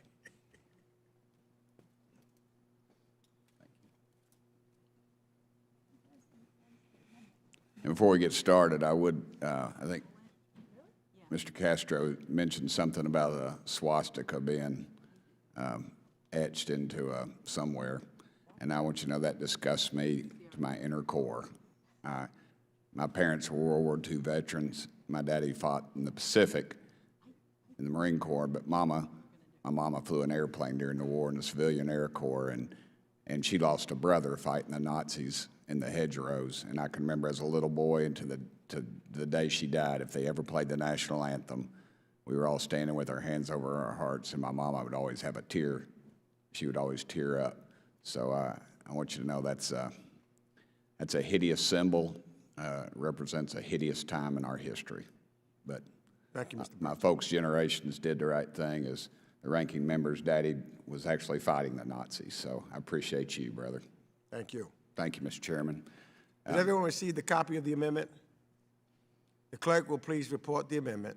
Burchett, number 99, amendment to the amendment in the nature of a substitute to H.R. 4589. Without objection, further reading of the amendment will be dispensed with, and a point of order is reserved. The representative from Tennessee, Mr. Burchett, is now recognized for 5 minutes in support of his amendment. Thank you, Mr. Chairman. I think we all should agree that diversity is a good thing. I agree it is, and I know my colleagues on our side of the aisle do as well. But I think this bill has some issues with it. First, my amendment makes sure that the Chief Diversity Officer must be Senate confirmed. Also, a sunset provision is included, so the Chief Diversity Officer position will expire in 2025. This position can always be reauthorized, but we first should know if the Chief Diversity Officer and her staff are having any positive effect. And I believe by setting a date, it provides some accountability there. But I think the biggest problem with part of the bill that my amendment also addresses is the promotion piece, and it totally removes it. The way the bill is currently drafted has the potential to be misapplied, in my opinion. It ties promotion to a candidate's record of supporting diversity efforts, including in management. And I know the sponsor, Mr. Castro, is trying to do a good thing here, but even if someone supports diversity efforts, they may have no paper record of doing so. And I think that is completely unfair if that costs the person from getting a better position at state. This bill also establishes a new mentorship program at state, even though one already exists. I don't think we should create a new program until we understand what's going on with the one that we already have. So my amendment also asks state to supply us with information like recruitment initiatives, current enrollments, shortcomings, and ways to improve before we create something new that might not work. And I urge my colleagues to support this amendment. Thank you, Mr. Chairman. Thank you, sponsor. Thank you, Mr. Burchett. My friend, I oppose your amendment because the intent of the legislation is to have the Chief Diversity and Inclusion Officer be rank equivalent to an Assistant Secretary, similar to the department's Chief Information Officer or the Director of the Foreign Service Institute, who serves as the department's Chief Training Officer, but not in a Senate-confirmed position. So it's unnecessary to make this a Senate-confirmed Assistant Secretary, which would take away from the cap on the Assistant Secretaries because the position does not meet the threshold requiring advice and consent of the Senate. Now, in striking the mentorship program, I really strongly oppose this also. In the past year, several outside groups, as well as former ambassadors, have put forward recommendations on ways to tackle the lack of diversity at the mid and senior levels at the State Department. And universally among those recommendations is the need for the State Department to establish formal mentorship programs. And I can tell you that I've had conversations talking to individuals in the State Department and asking about what would help them and what would continue to motivate them and be able to move them into mid and senior level positions. And they've come back to say that, again, like we've been talking about earlier, having a mentorship program, you know, someone that they can relate to and talk to and figure out how to get past the ropes is tremendously important. And I think that will include to people elevating into the mid and senior levels. I think about just talking to some of the folks that I had, some fellows that I was talking to just the other day. and they indicated similar. You know, they're looking for mentorship, and a number of individuals come to me and ask me, could I mentor them, you know, in the ways of politics, because they don't not have had the opportunities previously. I thought that our conversation was off the record, Mr. Chairman. So I, you know, my good friend from Tennessee, I hear you, but you know, I strongly oppose this amendment, and I urge all of my colleagues to do the same. Is there any further debate? Mr. Castro, recognized for 5 minutes. Thank you, Chairman. I also oppose Mr. Burchett's amendment. It undermines this important bill by adding unnecessary provisions that would weaken its effect. The Office of the Chief Diversity and Inclusion Officer would be, like many other senior positions, directly reporting to the Secretary without rising to the level of needing a Senate confirmation. The sunset provision in the amendment would undermine the effectiveness of the bill as well. The Department's challenges with diversity are decades long and will need persistent action to fully address them. We cannot just end these efforts at a time that is coincidentally during the next presidential inauguration. Similarly, I oppose the provisions of the bill the provisions that strike the creation of a mentorship program and requiring promotions to take into account a record of promoting diversity. These are recommendations reflected across a number of reports and the committee's oversight actions. The Department of State has a number of mentorship programs, but this authorization is for one specifically geared to tackle the persistent challenges the department faces on diversity. Congress must step up and authorize such a program. Additional reporting requirements are fine, but not at the expense of an authorization of a necessary program at the State Department. Both provisions have been implemented in degrees at the Department of State, including under the Trump administration. And this bill would codify and strengthen those policies. For all those reasons, once again, I oppose this amendment and urge my colleagues to do so as well. I yield. Gentleman yields back. Any other discussions on this amendment? Mass. Representative Mass, you're recognized for 5 minutes. Thank you, Mr. Chairman. And again, I go back to the comments that were made about the underlying legislation and there being an uneven playing field. I would just say that in the remarks of the chairman just now, to quote you, it was to say to motivate them into senior levels. Motivation, a lack of motivation is not the same thing as an uneven playing field. Those are two totally separate things, and I think that's important to note to get to the true spirit, or not rather the spirit, but the true problem with the underlying legislation that we're speaking about here. There is not an uneven playing field, and in that, I yield back.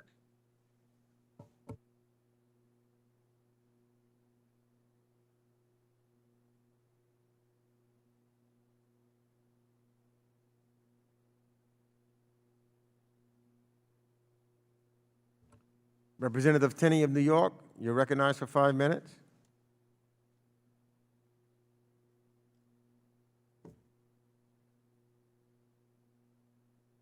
We can't hear you, Representative Tenney.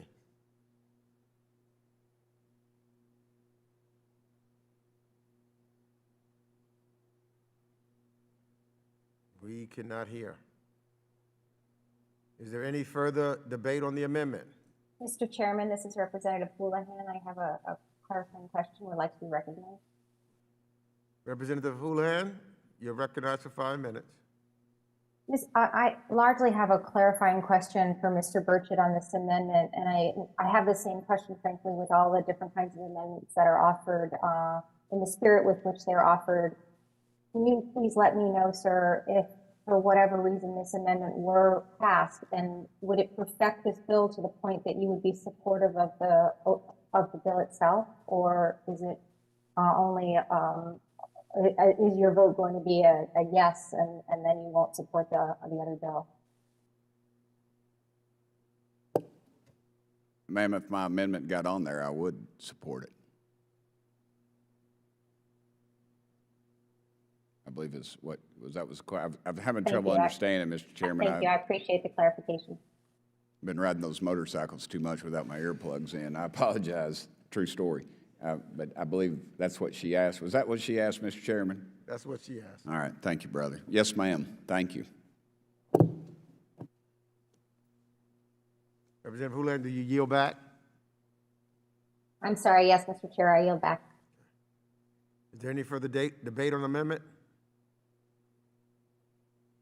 Hearing no further request to speak, the question is on the amendment number 99.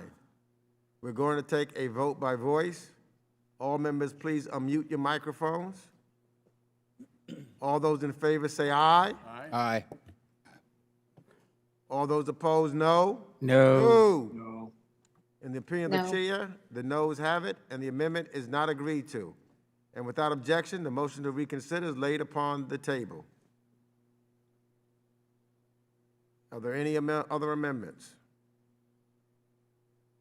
For what purposes does the representative from Pennsylvania, Mr. Perry, seek recognition? Mr. Chairman, I've got an amendment at the desk. I believe it's 264. The clerk shall distribute the amendment to staff virtually and to members in the hearing room.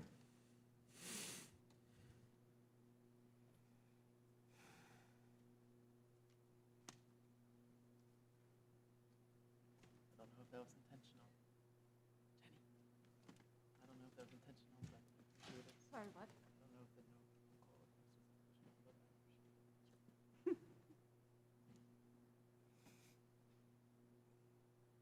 Has everyone received a copy of the amendment? The clerk will please report the amendment. Perry, number 264, amendment to the amendment in the nature of a substitute to H.R. 4589. Without objection, further reading of the amendment will be dispensed with and a point of order is reserved. The representative from Pennsylvania is now recognized for 5 minutes in support of his amendment. I thank my friend, the chairman from New York. I appreciate the gentleman from Texas for his willingness to engage with the committee on this issue. However, I do feel the bill runs counter to our founding principles, and I do urge a no vote on the underlying bill. Diversity is an American strength, but it's an American strength because it's organic and natural and not contrived or imposed from an almighty government. It's because people who are immutably different agree on the same goals. That's when diversity is a strength, when they approach the same goals from different directions based on their background and who they are. We know that we have the best of the best representing us abroad, and that's with indifference to someone's race, gender, or any other distinguishing immutable characteristic. The State Department is tasked with an important mission to promote our country's interests and values abroad. Our mission is not to complicate that mission with an arbitrary mandate that our State Department consider exogenous or immutable factors that have nothing to do with merit.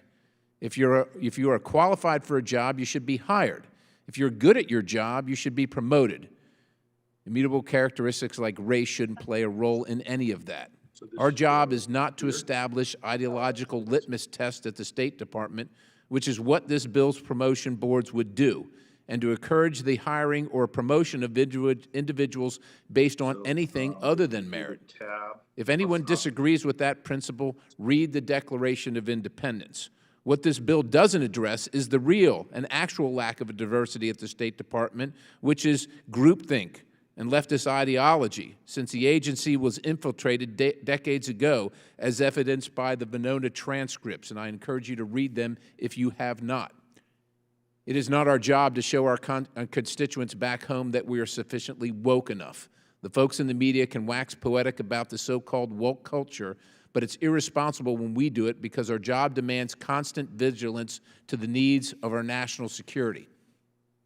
And that's exactly what this bill does. It imbues a divisive, racist, ideological element into the work at the State Department is charged with doing.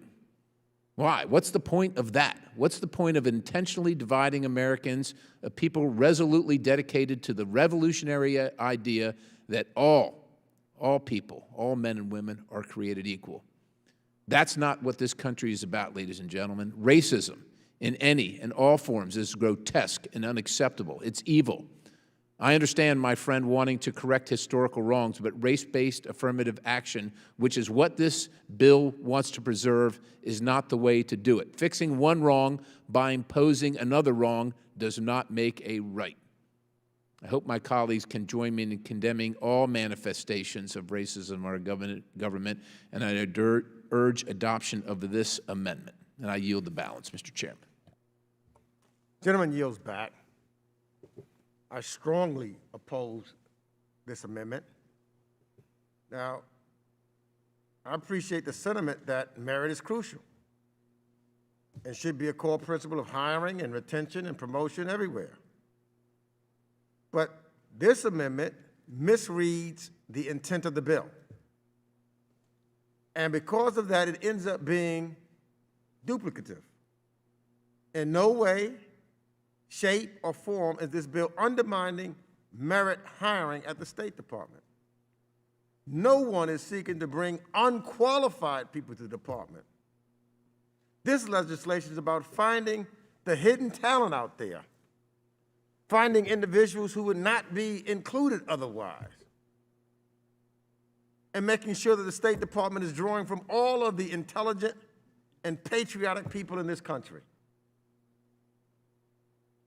You know, one of the parallels I talk about, look at the great talent you want to just use. I could use an athletic example. For a long time in this country, great talent of individuals who could play baseball, excluded from playing until 1947 when Jackie Robinson was allowed to play.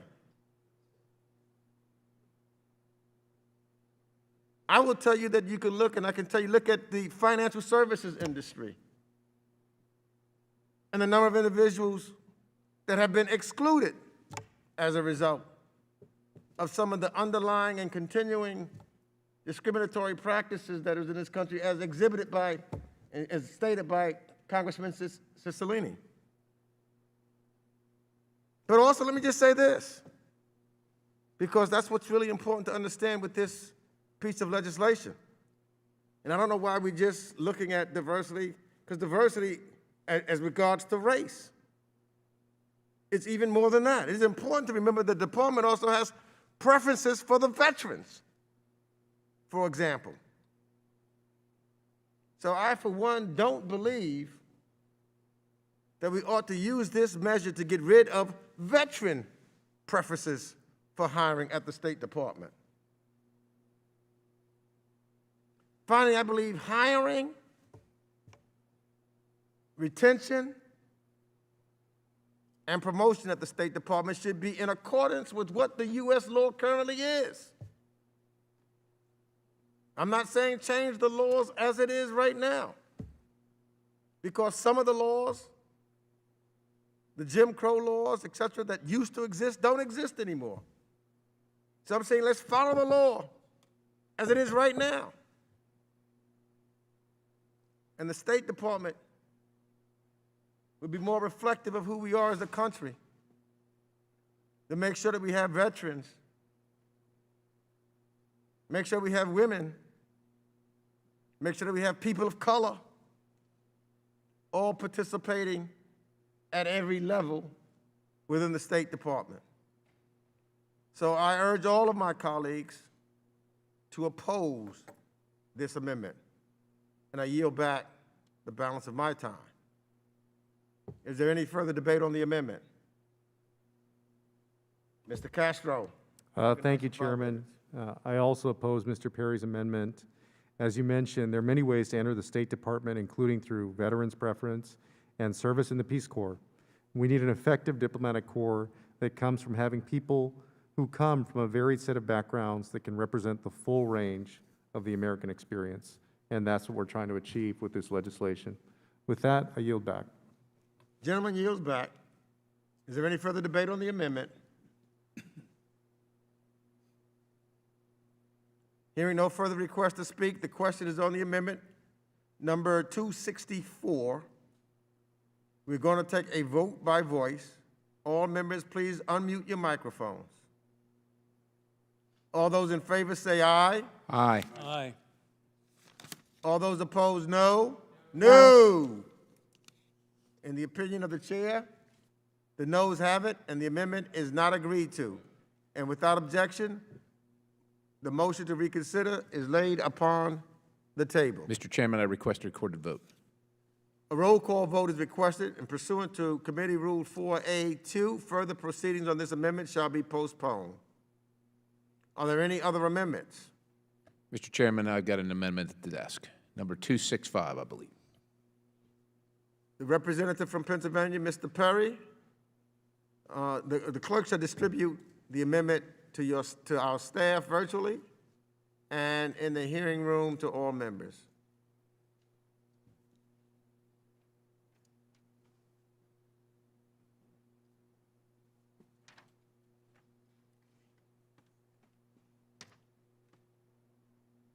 Has everyone received a copy of the amendment?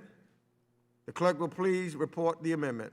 Perry, number 265, amendment to the amendment in the nature Without of... objection, further reading of the amendment will be dispensed with, and a point of order is reserved. And then Representative Perry from Pennsylvania is recognized for 5 minutes in support of his amendment. I thank the chairman. Any funds used to carry out the provisions of this act shall not be used to provide race-based preferential treatment to State Department employees or applicants. That's what this amendment does. The apologism for race-based divisions we are seeing in this country undermines the social fabric of our nation. This amendment to this bill would prohibit the use of funds to carry out the provisions of this act for the purpose of providing race-based preferential treatment to State Department employees or applicants. My colleagues on the other side of the may argue that this bill's tinkering with the State Department's promotion board is based on the notion that we must combat white privilege and offer an opportunity for traditionally underrepresented groups. Now, I can understand the impetus behind working to correct historical injustices, and that's a conversation I'm certainly willing to have. I think everybody on this committee is willing to have that conversation. However, targeting an ethnic group with collective misconduct, which is what white privilege is predicated on, with no consideration for the innocence or culpability of the constituent elements of that group, quite frankly, there's nothing more racist than that. America has everything to gain by creating a level playing field for all State Department employees. As I've said before, we can and should celebrate our nation's diversity by highlighting the fact that merit can be demonstrated by every single employee of our foreign service, regardless of who they are and what their skin color is. This bill's focus to ensure that promotion boards are increasingly represented based on individual immutable characteristics for their own sake risk lending themselves increasing levels of ideological self-selection. Promotions will, if this bill becomes law, become less about merit. They will increasingly be based on immutable characteristics and who ascribes to the leftist group ideology most closely. Is that what we want for our State Department? To become even more characterized by the lack of diversity of thought? Would it not benefit our country that State Department promotions, hirings, and retentions are based on merit, thereby ensuring more diverse perspectives in confronting our common challenges? Interestingly enough, one need look no further than Hollywood to see what the future could have in store for the State Department. Very few conservatives hoping to excel in the movie business would compromise their livelihoods by speaking out against the predominant left-wing ideologies of today. Those who are brave enough do so are mercilessly attacked. Their livelihoods are destroyed. There is nothing in this bill, no guardrails at all, to protect qualified employees up for promotion consideration from being discriminated against on the basis of their personally held beliefs. Somebody who might be well qualified but not fully ascribe to the tenets of today's leftist culture might find themselves out of luck, and if they're any way verbal about what they believe in, out of a job. We've seen through history what happens when an oppressive, intolerant majority takes control, and results can be quite egregious. One only needs to take a cursory look at the greatest tyrannies of the 20th century, the Soviet Union, the People's Republic of China, to see what can happen when intolerant groupthink ideology is taken to its fullest extreme. These sobering historical anecdotes highlight what happens when people are called to turn on each other due to race, class, ideology, gender, and all other exogenous characteristics. All Americans of goodwill should reject these Marxist precepts, which only serve to divide, and embrace the idea that race-based preferences have no place in the United States. And with that, I urge adoption of this amendment. Mr. Chairman, I yield back the balance. Gentleman yields back the balance. I oppose this amendment. And I don't want to sound like a broken record, but again, as Mr. Castro has indicated, as I've stated before, there are all kinds of preferences enshrined into hiring at the State Department. I talked about including veterans' preferences. Mr. Castro gave some other examples. So I don't know why we're just focused on race. It is more, when we talk about what the existing law is.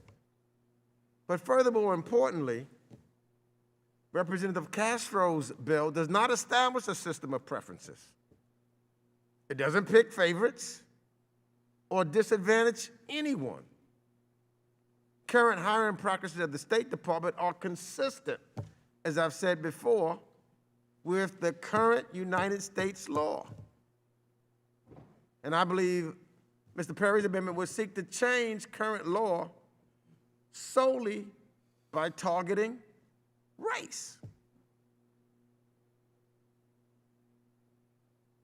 So it's not about a woke community or anything else, as he indicated. It's about current policy and doing the right thing and making sure our State Department is reflective of our country so that we can be the shining example when members of this committee moves around and travels and visit others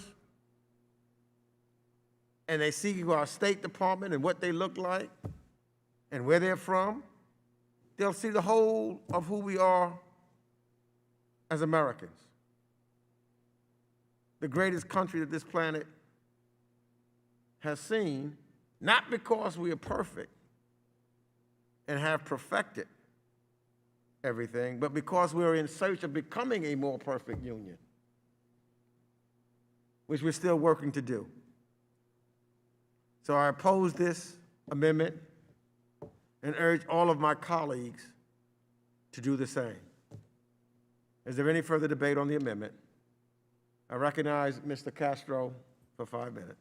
Thank you, Chairman, and I agree. This bill isn't about giving preferential treatment to people of one race over another.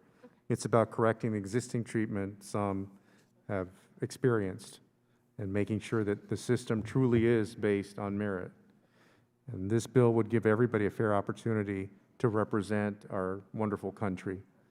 And for those reasons and others, I urge my colleagues to reject this amendment. Gentleman yields back. Is there any further debate on the amendment? Hearing no further request to speak, the question is on amendment number 265. We're going to take a vote by voice. All members, please unmute your microphones.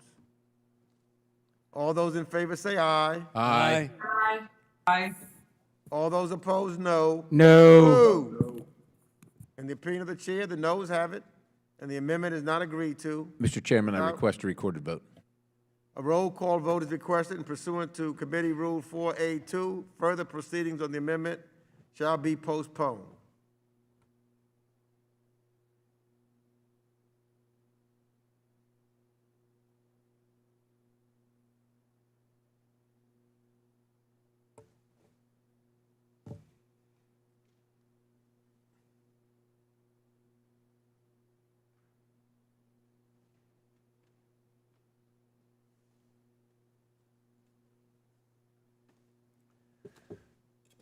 All right, now we'll proceed to the next measure. Pursuant to notice for purpose of a markup, I now call up H.Res 496. The clerk will report the resolution. House Resolution 496, supporting the continued work of the United States African Development Foundation as it creates... Without objection, the first reading of the resolution is dispensed with, and without objection, the resolution shall be considered as read and open to amendment at any point. At this time, I recognize myself to speak briefly on the measure. I strongly support H.Res. 496, urging the continuation of community-led development initiatives to promote economic growth and prosperity and address development needs in Africa, that's authored by the gentleman from Colorado, Mr. Phillips. Africa is the fastest growing continent in the world by population. So to not only maintain, but dramatically living standards will come from a faster economic growth. The United States African Development Foundation is an important part of this equation, and this resolution rightly lays out that the USADF's role in bolstering entrepreneurship, aiding female business owners, and pushing forward on electrifying off-the-grid parts of the continent. Moreover, if the United States is not playing a vital part in pushing African economic growth, one thing we can be sure of, and that is China, with its debt trap diplomacy and indifference to democracy and human rights, will try to fill that void. So, in my opinion, though, we should not only support this bill because of our fear of what China may or may not do. It shouldn't be China that's pushing us to make sure that we're helping the continent of Africa with things like off the grid. It shouldn't be China that's pushing us to make sure that we are bolstering entrepreneurship and aiding female businesses. That shouldn't be the reason why we're doing it at all.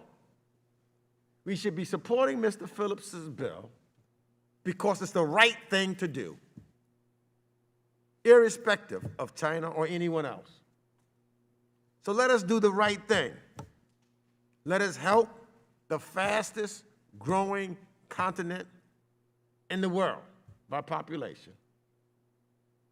Let us make sure that we're working with the United States African Development Foundation so it can continue doing the right thing and giving a hand up. So I really want to thank Mr. Phillips for this resolution.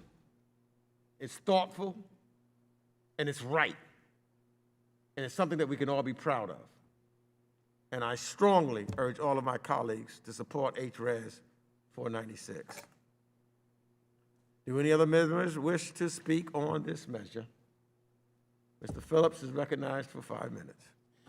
Thank you, Mr. Chairman. And I also want to thank Ranking Member McCall for working with Mr. Smith and me and our wonderful staff to include my resolution in today's markup.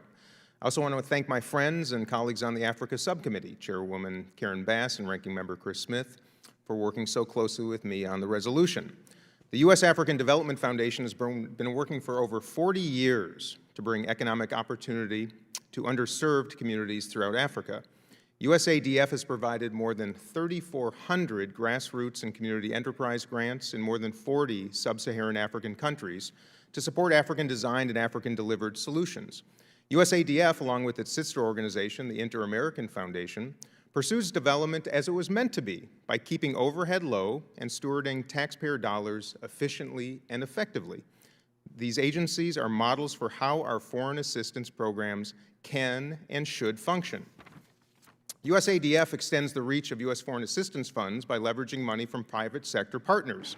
For example, USADF used funding from the City Foundation to support youth and women-led African enterprises, and since 2016, City has provided more than $2 million to USADF for grants to young entrepreneurs from the U.S. government's Young African Leaders Initiative.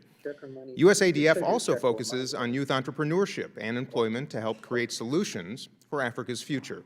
The foundation funds local Somali NGOs to train unemployed youth and to assist them in attaining employment and earned income.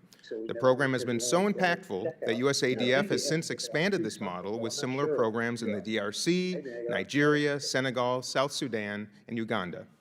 In supporting this resolution, Congress is supporting the very important and effective mandate of organizations like the USADF as they continue to deliver sustainable economic growth and development solutions to communities throughout Africa, and by extension, help support our United States of America's foreign policy interests. I urge my colleagues to support this important resolution and the meaningful work of the U.S. African Development Foundation, and I yield the balance of my time, Mr. Chair. Gentleman yields back. And Maybe Zero hit the red X? let me first give an apology. Mr. Chairman?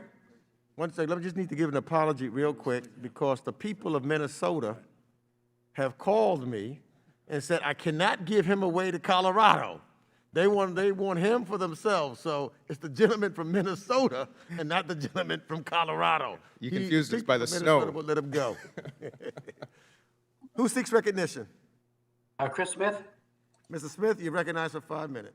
Thank you very much, Mr. Speaker, and I rise in support of this bipartisan resolution, H.Res 496, supporting the continued work of the U.S. African Development Foundation. The resolution is authored by my good friend and colleague, Dean Phillips of Minnesota, a fellow member of the subcommittee, and I'm very proud to be the lead Republican co-sponsor on this resolution. It recognizes the great work of a U.S. independent agency committed to economically bettering the lives of Africans for over 4 decades. The African Development Foundation does development right, working with people at the grassroots level to provide them with the means to better themselves, seek capital, which requires that beneficiaries also contribute financial equity or sweat equity. Since its inception, the USADF has been a capable steward of taxpayer dollars, keeping overhead low.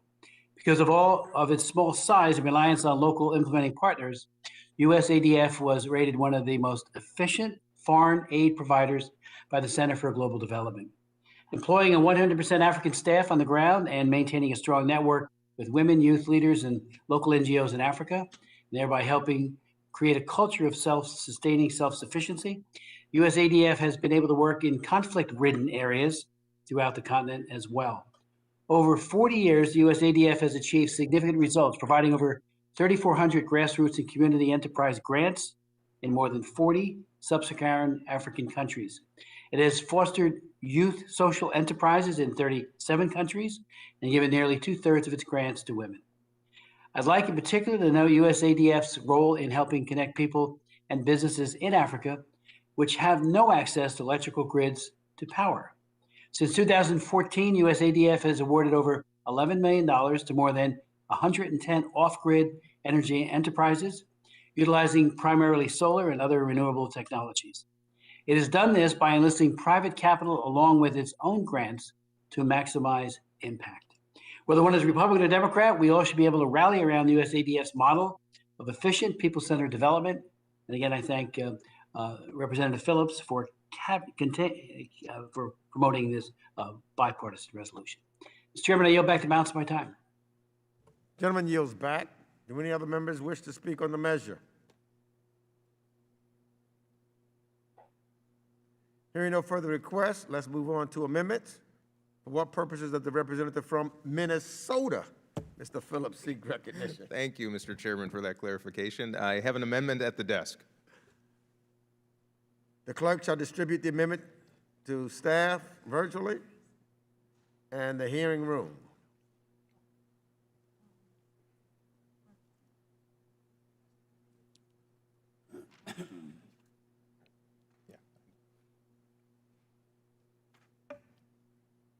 Has everyone received a copy of the amendment?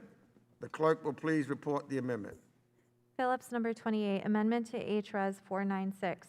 In the 12th Without clause, objection, further reading of the amendment will be dispensed with. And the representative from Minnesota, Mr. Phillips, is now recognized for 5 minutes in support of the amendment. Thank you again, Mr. Chairman. Africa's growth potential is tremendous. As one of the world's youngest and fastest growing regions, Africa will be home to nearly 1.7 billion people by the year 2030. And currently, almost 60% of Africa's population is under the age of 25, 60% under the age of 25, making it the world's youngest continent.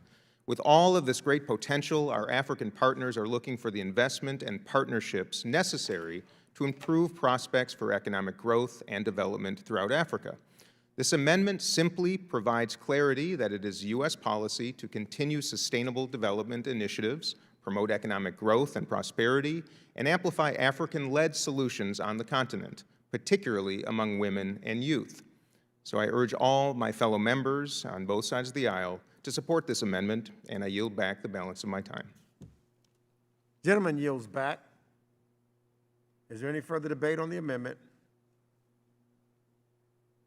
I want to also state that this amendment further improves an already strong resolution, and I've laid out why I stand in support of the USADF.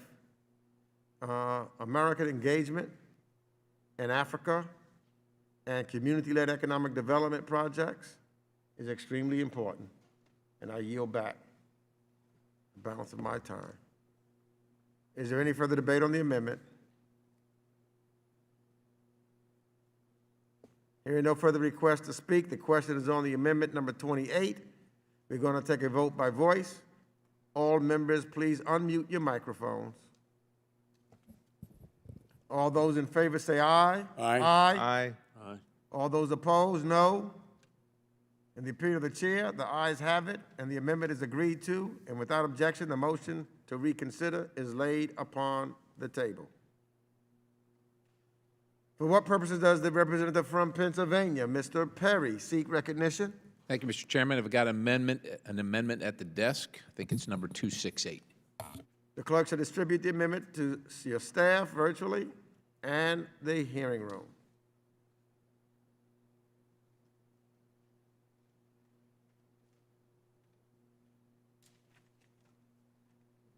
Yes.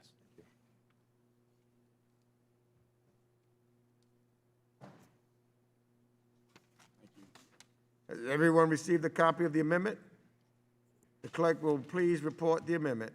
Carry number 268, amendment to H.Res. 496, strike the Without next objection, clause. further reading of the amendment will be dispensed with, and a point of order is reserved. And the representative, Mr. Perry from Pennsylvania, is recognized for 5 minutes in support of the amendment. Thank you, Mr. Chairman, and I appreciate the efforts of my colleague, Mr. Phillips, and I do not rise in opposition to this resolution. However, this amendment highlights the fact that 370,000 individuals in 15 sub-Saharan African countries would not have to rely on inefficient and unreliable sources of alternative energy if former President Obama did not deny them, along with major Western countries and development institutions, the opportunity to power Africa with resources readily available to them, including coal. On June 26, 2013, then President Obama declared that, "Today I'm calling for an end of public financing for new coal plants overseas." Not 3 years later, the Obama administration also imposed a moratorium on new federal coal leases, an action thankfully overturned by President Trump. When President Obama called for an end of public financing for new overseas coal plants, he signaled to international organizations that they could tie development assistance to renewable energy use instead of offering assistance to countries hoping to utilize cheap and effective energy resources right below their very feet. In other words, he signaled that Western countries and institutions must adopt a colonialist mindset toward low-income countries. These actions are indicative of the paragon of ethnocentrism, egocentrism, colonialism, and imperialism. What does that practically mean? It means people literally lost their lives because the far-left ideologues couldn't stand the thought of low-income countries developing their own nations as they determined best. Well, how imperial of us.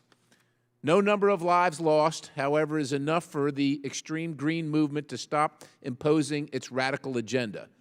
This new administration and their far-left allies threatened to undermine President Trump's important reforms to the Power Africa program, which included de-emphasizing the use of inefficient, and unreliable energy resources in favor of using affordable resources like coal, oil, and natural gas to provide electric grid access to African nations. How quickly and how easily we have forgotten how America lifted its own people from poverty. That's why I'm introducing this amendment today. The clause in question cites renewable energy resources and threatens to take low-income countries back to a time where opportunities for development were restricted to those who accepted condescending orthodoxy. Just because the Biden administration's rapid switch to inefficient, unreliable energy is essentially selling out our energy independence to China doesn't mean we have to impose that future on developing nations as well. To be clear, it is immoral to export these regressive policies to low-income countries who simply want to be able to use their own resources and give their own citizens access to an electric grid and a better way of life. Many Western institutions that we support, like the World Bank, impose restrictions on funds that prevent many African countries from building power stations to suit their own needs and abilities. Numerous African nations, including Angola and Nigeria, are world leaders in oil production and have enormous amounts of coal deposits in their own countries. However, the West continues to maintain with zero shame for their hypocrisy and imposition of double standards that those countries shouldn't be able to develop as Western nations were able to do. In the meantime, millions of people in low-income countries have to resort to very basic means, including burning firewood just to stay warm. I'm not here to castigate the work of USADF, far from it. This amendment simply points out that the only reason why we can't boast that we helped give hundreds of thousands access to an electric grid was because regressive leftist policies forbade those countries from exercising their own national sovereignty and developing according to their interests and their needs. I urge adoption of this amendment to make this bill better, and I yield back the balance, Mr. Chairman. Gentleman yields back. I oppose Mr. Perry's amendment. It strikes a critical part of Mr. Phillips' resolution that addresses the U.S. African Development Foundation's important work in supporting access to reliable and renewable energy in Africa. Let's be clear about two important facts. First, while a greater share of the global population gained access to electricity over the last decade, the number of people in sub-Saharan Africa who lacks access to electricity increased during that time. Second, the world is facing a climate crisis that requires us to immediately change the way we do business in the energy sector, which includes promoting the use of renewable energy sources and technology. As we said earlier, Africa is home to the fastest growing and youngest population in the world. So the work that USADF supports to reduce energy poverty in Africa is part of a broader effort, as authorized under the Electrify Africa Act, to promote first-time access to power for millions of people in sub-Saharan Africa. Renewable energy solutions are key to Africa achieving its sustainable development goals. And according to the African Development Bank, Africa contributes the least to global carbon emissions, yet remains the most vulnerable to shocks of climate change. We are working with our African partners on mitigation and capacity support in the energy sector, which can help them meet global commitments to reduce carbon emissions. Furthermore, diversifying energy solutions in Africa, including renewable energy, will increase investment in the African markets. I strongly support USADF's efforts to bring reliable and affordable power to urban, rural, and underserved areas in Africa, especially when that power is used to improve access to clean water, electricity, and other essential services that help lift people out of poverty. So please remember that the USADF is working to improve access to cleaner forms of energy, including renewable energy for rural communities throughout the continent of Africa. And these efforts are part of a broader energy development strategy for sub-Saharan Africa that includes diverse and adaptable energy sources in areas where infrastructure is undeveloped. So we all know access to reliable energy sources is fundamental to improving economic growth, development, and prosperity in Africa. And that is why I support Mr. Phillips' resolution to urge continued support for the work USADF is doing in the community-led development space on the continent of Africa. This helps our African partners address the most pressing challenges surrounding inadequate access to power, to food, and other essential supports for livelihoods. I yield back my time. Is there any further debate on the amendment? Mr. Phillips, recognized for 5 minutes. Thank you, Mr. Chairman, and I too oppose Mr. Perry's amendment along with the underlying premise of it. 2 out of 3 people in sub-Saharan Africa, roughly 600 million people, lack reliable access to electricity. USADF's off-grid energy grants promote market-based solutions that connect people and businesses to electricity, particularly in rural and hard-to-reach areas. These communities often lack access to power generation and infrastructure, such as power plants and grids. That's why they require renewable energy sources to provide affordable, sustainable, and reliable energy. This is the key to reducing energy poverty in many parts of Africa, and I would make the argument that it is immoral if we do not do so. Renewable energy is not a new phenomenon in Africa. Rural communities in Africa and elsewhere have long used small-scale hydropower, biomass, and other forms of renewable energy sources and remain the lowest emitters of carbon in the world. Now, as the effects of climate change unfold right before our eyes, such as heat waves and wildfires and flash flooding, it is time to rise to the occasion and tackle our changing climate head-on without sacrificing energy connection and resilience. The United States has and must continue to help reduce energy poverty and unreliable access to electricity in Africa. We have the technology to develop solutions that are both sustainable and practical. So I urge my colleagues on both sides of the aisle to oppose this amendment, and Mr. Chairman, I yield back. Gentleman yields back. Is there any further debate on the amendment? Mr. Chairman? Mr. Smith? Thank you very much, Mr. Chairman. Chairman, I do rise in opposition to this amendment. You know, the language, I think, is very clear that we recognize that the Electrify Africa Act, which is a bipartisan law, it was enacted in 2016. Power Africa has provided electricity to over 100 million people in Africa, connected nearly 22 million homes and businesses to both on and off-grid energy solutions. And of course, this means power and light to schools, homes, hospitals, and businesses. I would point out to my colleagues that global energy inequality is so great that Americans use more electricity playing video games than is used by all of Nigeria, and that's a nation of about 200 million people. So one of the things that USADF does is, connects entrepreneurs with, not large power plant operations or operators, but with these smaller scale efforts to provide electricity. So I think this whereas clause is, it's a very positive addition to the bill. I support it. When we were working on it, it said it ought to be included. And again, as it points out, through small grants model, 370,000 more people have access to power because of entrepreneurs that have been supported by the USADF. That is a good thing. We need more of it, not less. So again, I reluctantly, because I do respect my good friend and colleague from Pennsylvania, rise in support, in opposition. Yield back.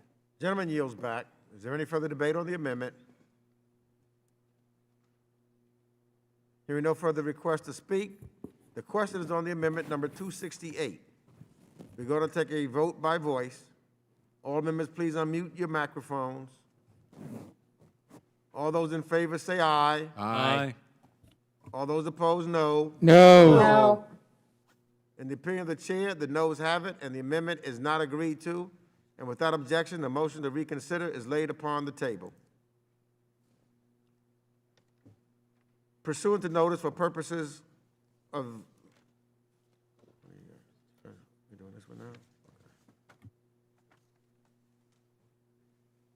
The question is to report H.Res. 496 with the recommendation that the bill do pass as amendment. We're going to take a vote by voice. All members, please unmute your microphones. All those in favor say aye. Aye. Aye. All opposed, no. No. In the opinion of the chair, the ayes have it, and without objection of the motion to reconsider is laid upon the table, and without objection, staff is authorized to make any technical and conforming changes. We'll proceed now to the next measure. Pursuant to notice, for purpose of markup, I now call up H.Res. 497. The clerk will report the resolution.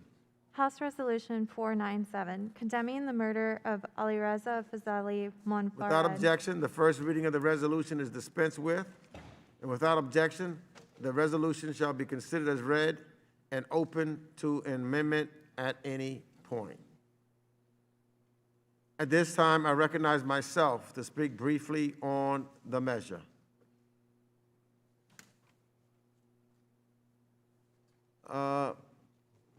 I strongly support H.Res. 497, condemning the murder of Alireza Fazeli Monfared and the practice of so-called honor killings in Iran. Look, to me, this is really a simple piece of legislation. It is an absolutely terrible that Mr. Monfared was murdered for one reason and one reason only, being gay. It is even more disturbing to me that the killers were members of his own family. And it's entirely shocking that this, unfortunately, is all too common a practice in Iran. This resolution condemns the murder in question, as well as the Iranian regime for its failure to act to stop such similar killings. The resolution has nothing, I repeat again, nothing to do with any broader geopolitical issue. So I hope that all members of this committee are comfortable in condemning the Iranian regime for its failure to act on this brutal and inhumane trend. I strongly support this resolution and thank Mr. Cicilline for bringing it forward. Do any other members wish to speak on the measure? Mr. Chairman. Mr. Cicilline is recognized for 5 minutes. Thank you, Mr. Chairman, and I want to begin by thanking you for putting this resolution down for markup today, and wish to speak in favor of the resolution introduced by myself and Representative Young Kim, condemning the murder of Alireza Fazeli Monfared and the practice of so-called honor killings in Iran. I'm grateful to Representative Kim and her team for working in a bipartisan manner to call out Iran for allowing the abhorrent practice of so-called honor killings to continue to rob the lives of Iranians that dared to live freely, dared to live as themselves, and dared to love in spite of the consequences. Alireza Fazeli Monfared was one such young Iranian. Alireza was 20 and planning to seek asylum outside of Iran when he was forced into a car, driven to a secluded area, and callously murdered and left in a field. What's worse is that Alireza was murdered by members of his own family, who felt that Alireza had shamed their family for identifying as gay, that he shamed his family by questioning his gender and ultimately identifying as non-binary. The perpetrators then called Alireza's mother and confessed, telling her where her son's body could be found. Despite the killers confessing, no arrests have been made by Iranian authorities. Despite the rich and full life Alireza led, Alireza's mother was repeatedly told not to hold a funeral for him, because of whom Alireza chose to love. Iran would rather forget Alireza ever existed. And it's Alireza that brought shame These murders are not done out of honor. Where is the honor in a father murdering his 14-year-old daughter, Romina Ashrari, with a sickle? Where is the honor in the legal counsel he received before committing the act in which he was told he would only serve a light sentence? Where is the honor in a family killing an 18-year-old pregnant woman, Somaye Fathi, by forcing her to drink aluminum phosphide? Where is the honor in a state like Iran that forced 19-year-old Fatima Barhi to return to her abusive marriage only for her to be beheaded for, quote, betraying her family? Where is the honor in a father beating his 22-year-old daughter, Rayhane Ameri, to death for arriving home after curfew? And where is the honor in allowing her to bleed to death over the course of 24 hours without calling for her assistance? These and the many other victims of these killings did not shame themselves. They fell in love, or they wished to flee abuse and find freedom, or they wished to live true to who they are. There is no honor in their deaths, only the shame of a state that allows for the gross disregard of human rights. Some estimates have found that these types of killings account for nearly a quarter of all murders in Iran every year. And because Iran refuses to supply those statistics to observers both in and outside the country, it's difficult to underscore just how many victims there are. With that in mind, this resolution condemns the murder of Alireza Fazeli Monfared. It condemns the dishonorable acts of so-called honor killings in Iran, and it calls upon the Secretary of State, the United Nations, and like-minded nations around the globe to publicly rebuke Iran for its failure to address the practice within its borders, to support efforts to independently gather statistics on the number of victims killed in this fashion each year in Iran, and to condemn Iranian human rights abuses against vulnerable populations, including abuses based on sex, sexual orientation, or gender expression. In 2021, loving who you want should not lead to your death. Wearing a certain type of clothing should not lead to your death. Attempting to escape abuse should not lead to your death. And the nation in which you live should not tacitly condone your murder based on a blatant disregard for human rights and the rule of law. I once again want to thank Representative Kim for working closely with me on House Resolution 497 and introducing it with me. And I also want to thank you again, Mr. Chairman, for your support of this resolution and on this issue, and I yield back. Gentleman yields back. I now recognize Representative Young Kim of California and thank her for her strong co-sponsorship and working closely with Mr. Cicilline on this very important piece of legislation, resolution, for 5 minutes. Thank you, Chairman. I'll be brief. I am really proud to co-lead this resolution with Congressman Cicilline, and I want to thank you for your leadership. And I want to also add my voice to strongly condemn Iran for allowing honor killings to go unpunished and calling on the international community to hold the regime accountable for its human rights abuses. In May, as we heard, Alireza Fazeli Monfared, a 20-year-old citizen of Iran, was murdered by his own family for identifying as a gay man. Too many individuals, confirmed or suspected to be of a different sexual orientation, are subject to extrajudicial killings at the hands of militias, local authorities, and even family members. All of these so-called honor killings are ignored by the state. Mr. Monfared's case is not an isolated one. In Iran, honor killings have been allowed to run rampant and lead to the murder of an untold number of women, girls, and individuals from other vulnerable populations.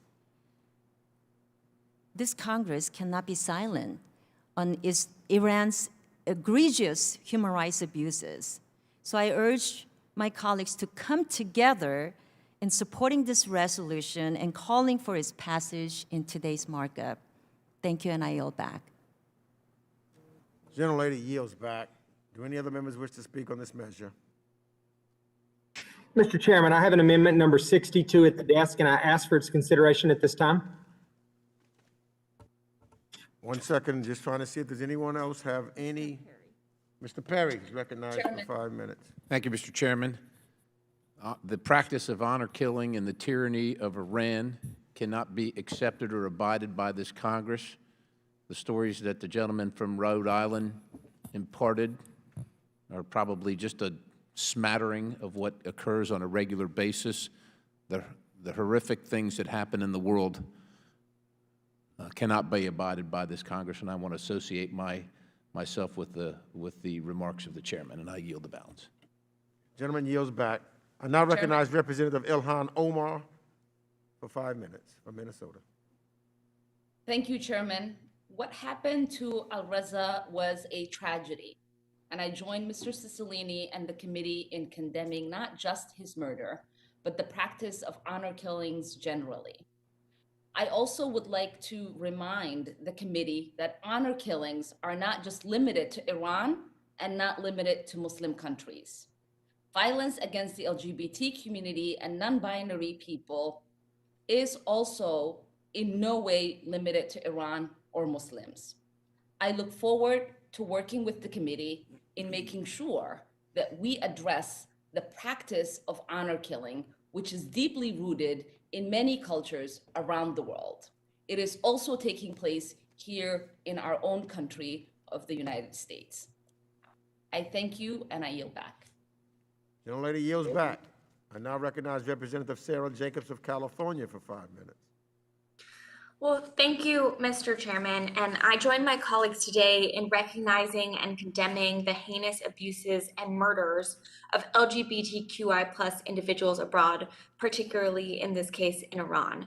I want to thank my colleagues, Congressman Cicilline and Congresswoman Kim, for their efforts to recognize and speak against these abuses in a bipartisan manner. This resolution specifically condemns the murder of Alireza Fazeli Monfared, who Amnesty International reported identified as a non-binary gay man, and who was murdered specifically because of this identity. And I think that bears repeating. Alireza was subjected to repeated homophobic and transphobic harassment and death threats from several relatives until he was ultimately murdered by them. This heartbreaking and tragic story deserves to be elevated in this body. Like many places around the world, Iran continues to criminalize LGBTQ+ individuals and put their lives at risk of violence and discrimination. And as a leader on the global stage, the United States has to call out these egregious practices and shine a light on injustices abroad. As many of my colleagues know, the rights of the LGBTQI+ community are deeply personal to me. And as a member of Congress, it's so important that we keep speaking out, and in doing so, recognizing and respecting the gender identities and expressions of members of the trans, gender nonconforming, and non-binary community. I urge my colleagues to continue working in a bipartisan manner to protect the lives and dignity of the LGBTQ+ community, both abroad and right here at home. Thank you, Mr. Chair. I yield back. Gentlelady yields back. Do any other members wish to speak on this measure? Hearing no further requests, let's move on to amendments. For what purpose does Representative Jackson from Texas seek recognition? Thank you, Mr. Chairman. I have an amendment number 62 at the desk, and I ask for its consideration at this time. The clerk shall distribute the amendment to your staff virtually and the hearing room.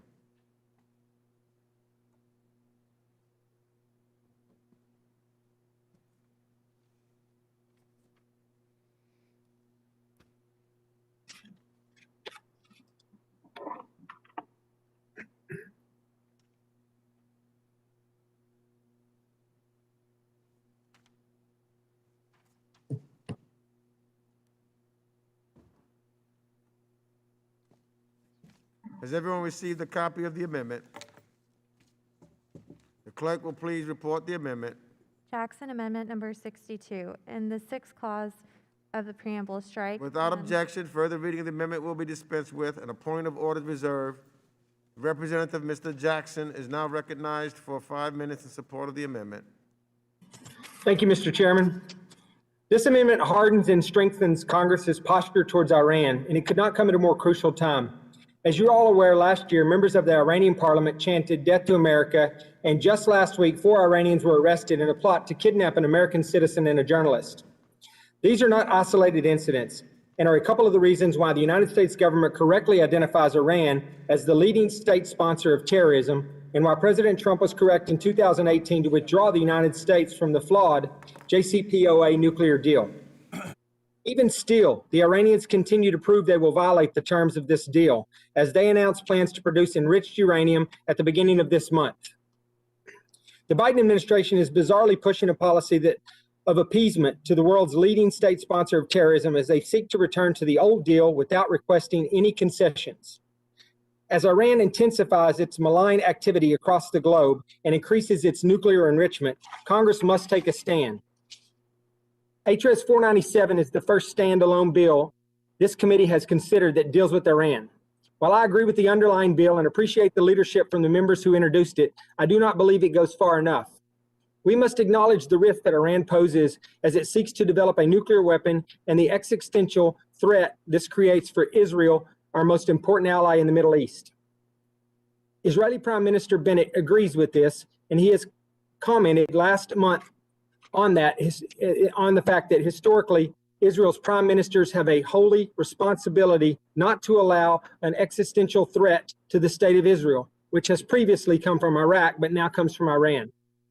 Iran should be held accountable for its increased nuclear activity, murder of its citizens, and support of terrorist groups that seek to harm our allies. All should be taken into equal consideration as this committee and Congress develops our posture towards Iran. My amendment solidifies the sense of Congress that the President, the Secretary of State, and the Special Envoy for Iran should not attempt to rejoin JCPOA or any similar nuclear agreement with Iran until both the honor killings and the nuclear development cease. Mr. Chairman, I urge support of my amendment, and I yield back the balance of my time. Thank you, sir. The gentleman yields back, and I recognize myself. I oppose this amendment in a very big way.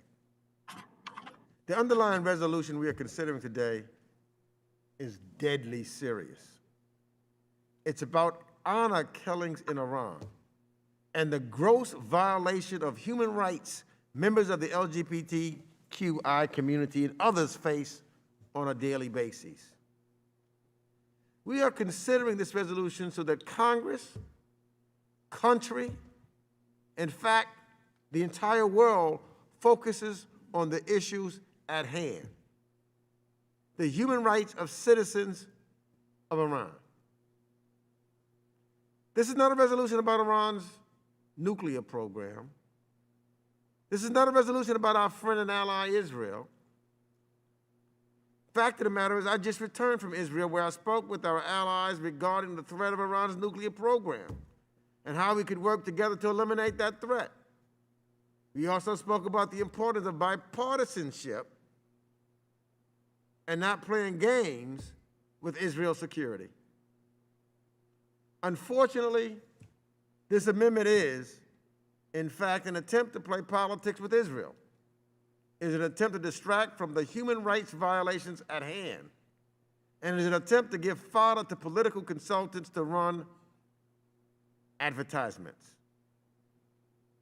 Now, this committee will deal with Iran's nuclear ambitions. We will work to defend our ally and friends in Israel because it is in our interest to do just that. But we will not play games such as this. And I ask all the members of this committee to focus on the issue at hand and oppose this amendment. And I yield back the balance of my time. Is there any further debate on the amendment? Recognize Representative David Cicilline for 5 minutes. Thank you, Mr. Chairman. I, too, rise in opposition to the amendment, and thank you for the really strong words that you just delivered to the committee.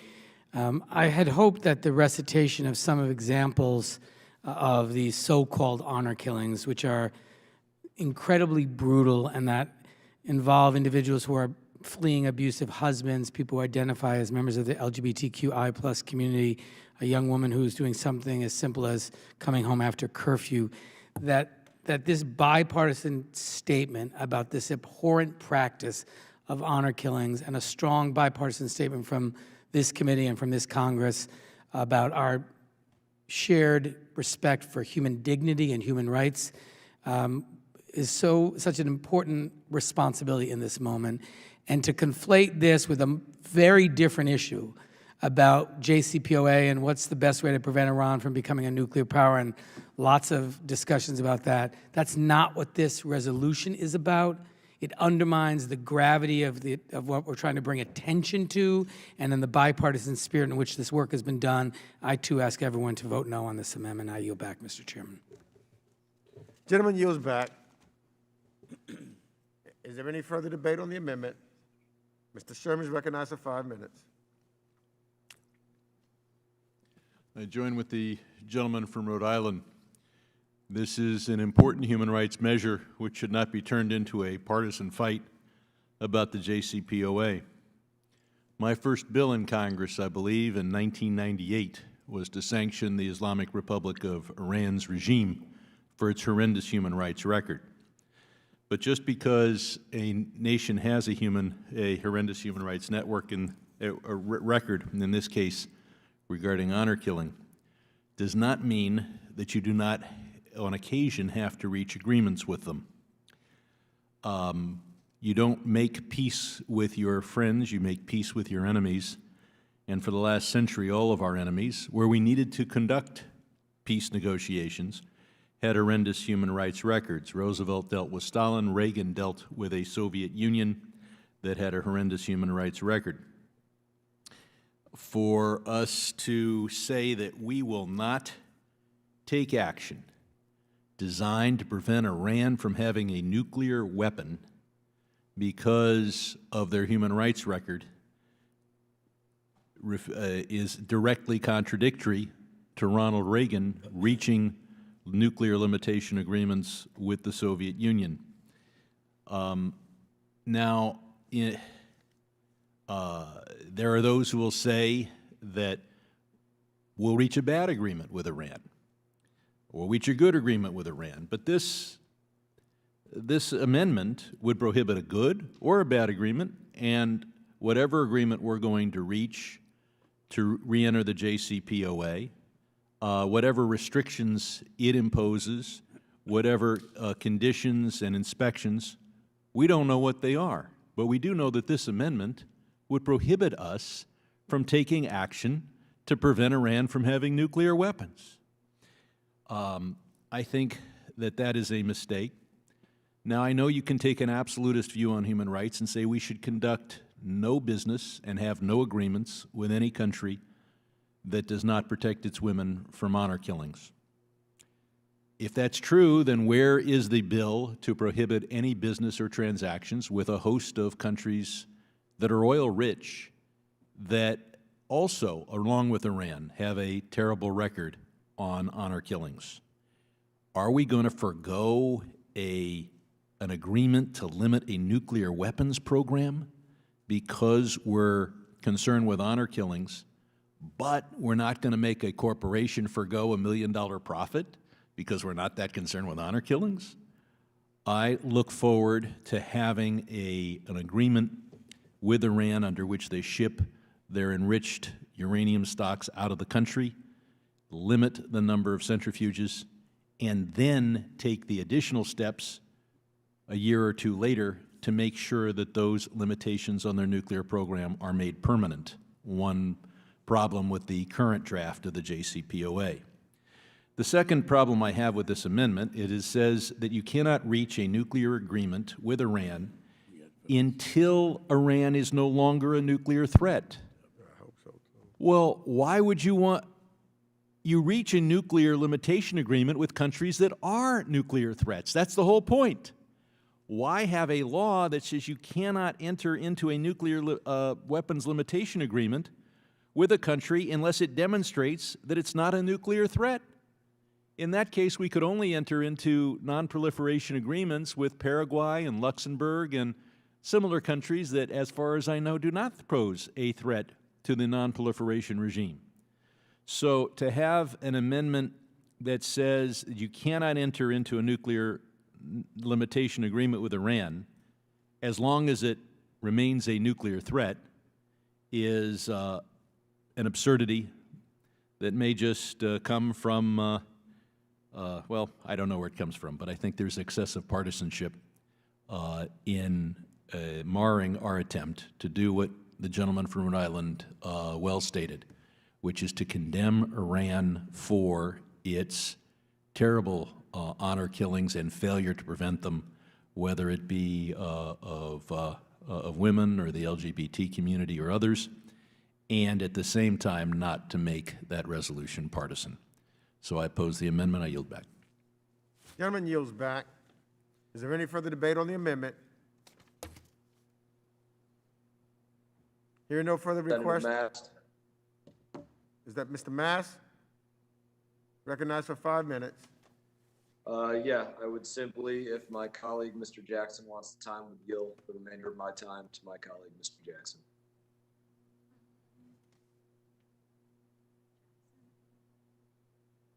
Thank you, Mr. Mass. I think I've said all I need to say there. I appreciate your time, though. Thank you. Gentleman yields back. Is there any further debate on the amendment? Hearing no further request to speak, the question is on the amendment number 62. We're going to take a vote by voice. All members, please unmute your microphones. All those in favor say aye. Aye. All those opposed, no. No. No. In the opinion of the chair, the noes have it, and the amendment is not agreed to. Mr. Chairman, Mr. Chairman, I request a recorded I vote. request a recorded vote. A roll call vote is requested. Pursuant to Committee Rule 4A2, further proceedings on the amendment shall be postponed. Why did you do that? All right, now let's move on to the next measure. Pursuant to notice for purposes of markup, I now call up H.R. 4526, the City and State Diplomacy Act. The clerk will report the bill.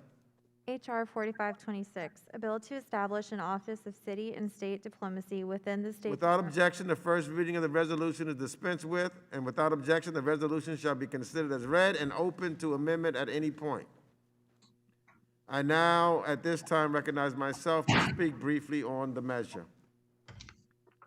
I am strongly in favor of H.R. 4526, and I appreciate the sponsor, Representative Liu, for this important legislation. And of course, note that he is from the sunny shores of the greater Los Angeles area. The original co-sponsors on this bill include my friend from South Carolina, Representative Wilson, a place that will always be so close to my family and my heart, as he knows, and often as we see individuals, he so states. Congresswoman Wagner, representing the great state of Missouri.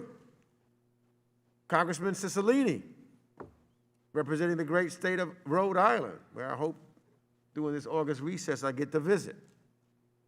And Congressman Castro showing out for San Antonio, Texas. As great as all of those places are, as the final original co-sponsor on this bill, I must say there is no place that's so great that they had to name it twice. Of course, I'm talking about New York, New York. Oh, wait a minute. Hey, it's Queens, not New York. Nice. It is common sense to all of us here that we all represent different districts with unique cultures, climates, histories, and economies. So it should go without saying that our districts likewise will have different interests, priorities, and preferences as they engage with other parts of the world. This legislation will help cities and states of all stripes manage global affairs.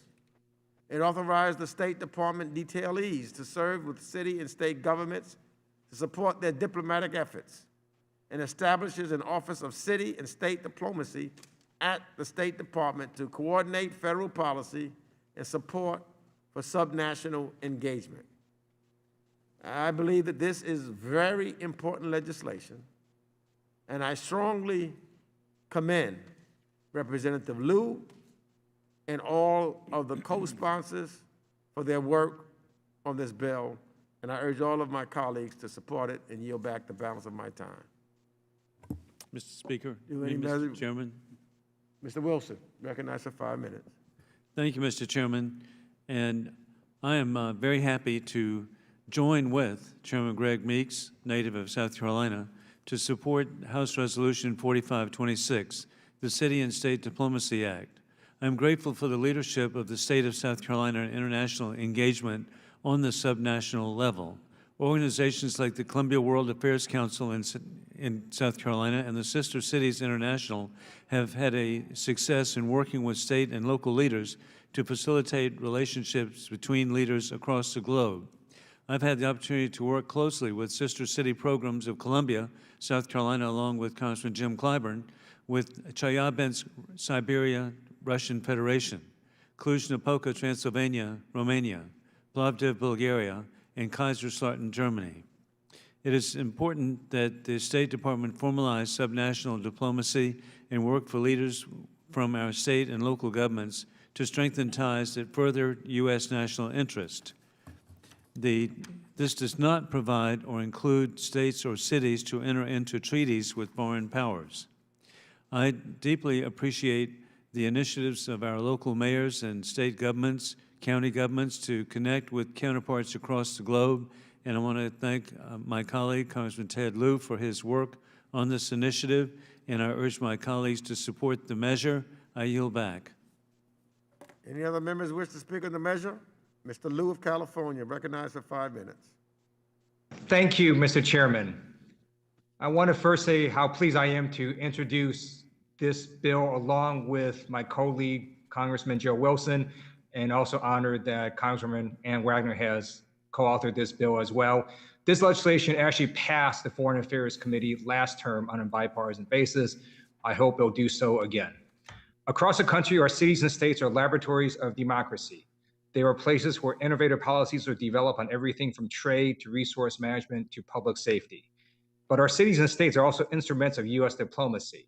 For years, mayors and governors have been engaging with their foreign counterparts around the globe to share best practices and strike agreements on a range of issues. No wonder that many other countries have invested significant resources in subnational diplomacy. The growth of subnational cooperation has enabled cities and states to play an increasingly significant role in foreign policy and complements the efforts of the State Department. These engagements support U.S. trade and investment, facilitate cooperation on energy and environment, increase the health and safety of our citizens, and promote people-to-people exchanges. Today, global networks made up of local government officials are at the forefront of harnessing the power of cities and states to advance international cooperation. It is in the interest of the United States to promote these subnational engagements, align them with national objectives, and leverage federal resources to enhance their impact. For too long, however, our cities and states have been conducting this subnational diplomacy with little to no support from the federal government.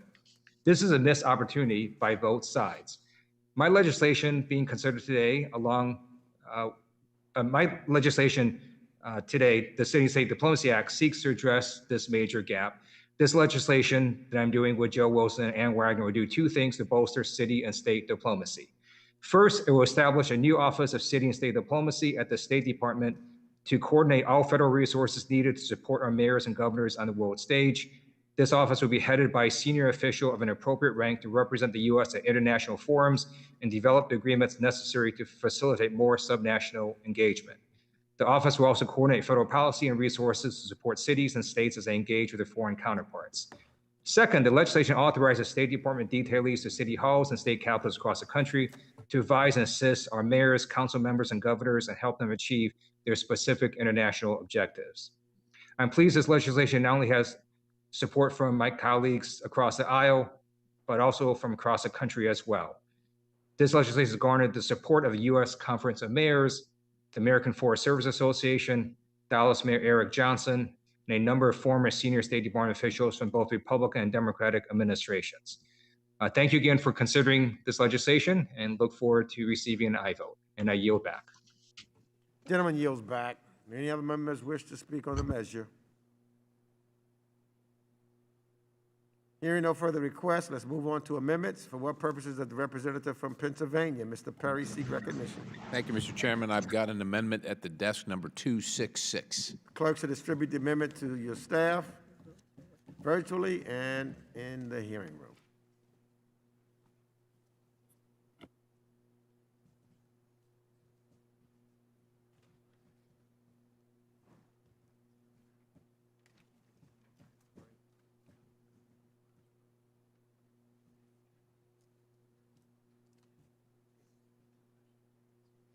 Clerk, please report the amendment.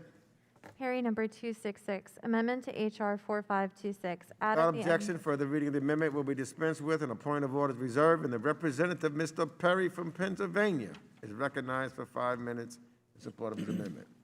Thank you, Mr. Chairman. This bill creates an absolutely superfluous ambassador-level office at the Department of State. In many cases, it's duplicative of already ongoing efforts and seem to be more about promoting Obama-era nostalgia than about instituting any meaningful reform. The bill tasks the head of the Office of City and State Diplomacy with coordinating overall U.S. policy and programs in support of subnational engagements by U.S. state and municipal governments with foreign governments. The State Department would dispatch a civil employee or foreign service officer to state and municipal governments and teach those subnational entities how to engage with foreign counterparts. Now, here's the thing. Corporations in large cities already have international affairs offices and don't really need foreign service officers to hold their hands and explain foreign policy to them. Now, let's run through the gamut a little bit. Houston, Texas hosts the Mayor's Office of Trade and International Affairs. According to their website, this office has welcomed heads of states, built international diplomatic ties, attracted foreign direct investment, and assisted Houston business in seeking markets abroad. Los Angeles, California, which some members of this committee have the privilege to represent, also hosts an Office of International Affairs, which, and I quote, builds relationship with local and global partners to bring more jobs, opportunity, cultures, ideas, and visitors to L.A. Great for them. New York City also has the Mayor's Office of International Affairs, and according to Mayor de Blasio, that office cultivates critical partnerships with the international community that strengthen our ability as a global leader. San Francisco has an international affairs office, as does Chicago, as does San Antonio, as does Seattle, as does Washington, D.C. Large companies in our nation, including Walmart and Nike, also have international offices. In America, we vote for elected officials to do this work. There's accountability when we disagree with them or when they mess it up. There's no accountability with this agency, none whatsoever. It's also worth assessing to what extent dedicating resources to subnational entities runs the risk of state and municipal governments normalizing the establishment of foreign policy on behalf of the United States. And it's not a hypothetical. The Constitution grants no such prerogative to state and local governments, but we've seen that attempted already. In 2014, the government of Quebec linked its cap-and-trade system for greenhouse gas emission allowances to California's as part of the Western Climate Initiative, the WCI. Members of the WCI, which at its inception included the U.S. states of Washington, Oregon, New Mexico, and Arizona, created a common cap-and-trade system and established greenhouse gas emission regulations among the initiative members. Now, while almost every state has since left the initiative, California is still pursuing a unilateral foreign policy objective separate from the United States of America. According to the Quebec government's website, Quebec and California are continuing their excellent collaboration and are committed to maintaining and further developing their regional carbon market. Problem is Quebec isn't signatory to the Constitution of the United States nor bound by any of it. Now, for the constitutionalist and the textualist among us, most of us up here anyhow all of us up here that allegedly raised our hand and took the oath to defend the Constitution, I wish there were more, but Article 1, Section 10 of the United States Constitution clearly states that no state shall enter into any treaty, alliance, or confederation. Put quite plainly, we don't need additional California-like violations on our Constitution, and any effort regarding subnational cooperation with foreign governments ought to be carefully monitored. For everyone's situational awareness, California was sued by the Department of Justice in 2019 for illegally entering into the WCI. This is the business of individual mayors and individual governors. It's what we hire them for. If you think that Wellsville, Pennsylvania, or Millersburg, Pennsylvania, or East Pennsboro Township is going to compete with Houston, or Dallas, or Los Angeles, or New York, well, I think you've got a myopic view of how things are going to work at the State Department under this policy. But with that, Mr. Chairman, I urge adoption of the amendment, and I yield the balance. Mr. Chairman, Yes. Who seeks recognition? gentlelady from Missouri, Ms. Wagner. Ms. Wagner, recognized for 5 minutes. I thank you, Mr. Chairman. I thank the ranking member also for holding this markup today. And I will speak in sharp opposition to the gentleman's amendment. As I wanted to advance the H.R. 4526, the City and State Diplomacy Act. And I want to thank Representatives Liu and Wilson for their work on this bipartisan legislation. This bill passed the House, I will remind the committee here on Foreign Affairs, with unanimous support in the 116th Congress. And I appreciate the chair again bringing this bill before the committee. Diplomatic initiatives conducted by American cities and states are a powerful and largely untapped foreign policy tool that the United States must take full advantage of in order to compete effectively with adversaries like Russia and China. Subnational governments have a unique capacity to build long-term relationships of trust in places where the federal government simply does not have the ability to achieve the same success. For example, as co-chair of the ASEAN caucus, I have heard so many Southeast Asian governments who want and need strong American leadership in their region. But these countries are in China's backyard. They fear Beijing and are reluctant to put a target on their backs.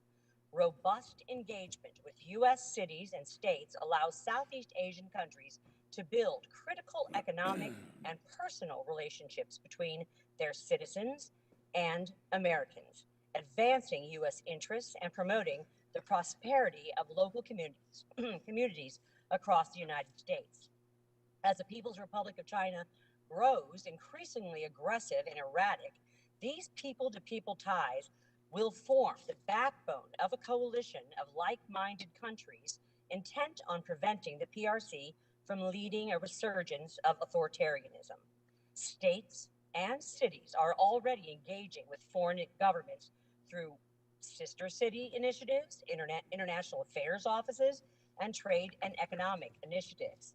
But with additional support from the Department of State, the United States will ensure that these efforts advance rather than undermine U.S. policies aimed at ending genocide and human rights abuses, preventing human trafficking, and curtailing the influence of malign powers. The City and State Diplomacy Act will establish an Office of City and State Diplomacy at the State Department to support subnational governments in their diplomatic initiatives and ensure that these programs align with the key objectives of U.S. foreign policy. It is in our national interest, Mr. Chairman, to fully leverage the diplomatic networks that cities and states have built to strengthen global respect for the rule of law, human rights, democratic institutions, and personal freedoms. And in doing so, we will bolster economic opportunity for Americans across the country, not just those in the biggest cities. I urge my colleagues to support the underlying bill, H.R. 4526, the City and State Diplomacy Act, and I do not support, and I would ask my colleagues to oppose the gentleman's amendment. I thank you, Mr. Chairman, and I yield back. Gentlelady yields back. You know, I started not to say anything on this myself because I think that obviously everyone should know that I oppose this amendment, but I think I better make sure that the record is clear that I oppose this amendment. It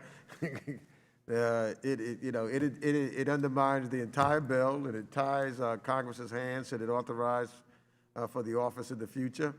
This bill is supported by municipalities of all sizes across the country and would allow state and local officials to leverage the expertise of the State Department in its international engagements, and anything that would hinder those events would, before they would even get off the ground, is irresponsible. And so I oppose this amendment and urge my colleagues to oppose it as well. This is even good for Pennsylvania, the great state of Pennsylvania.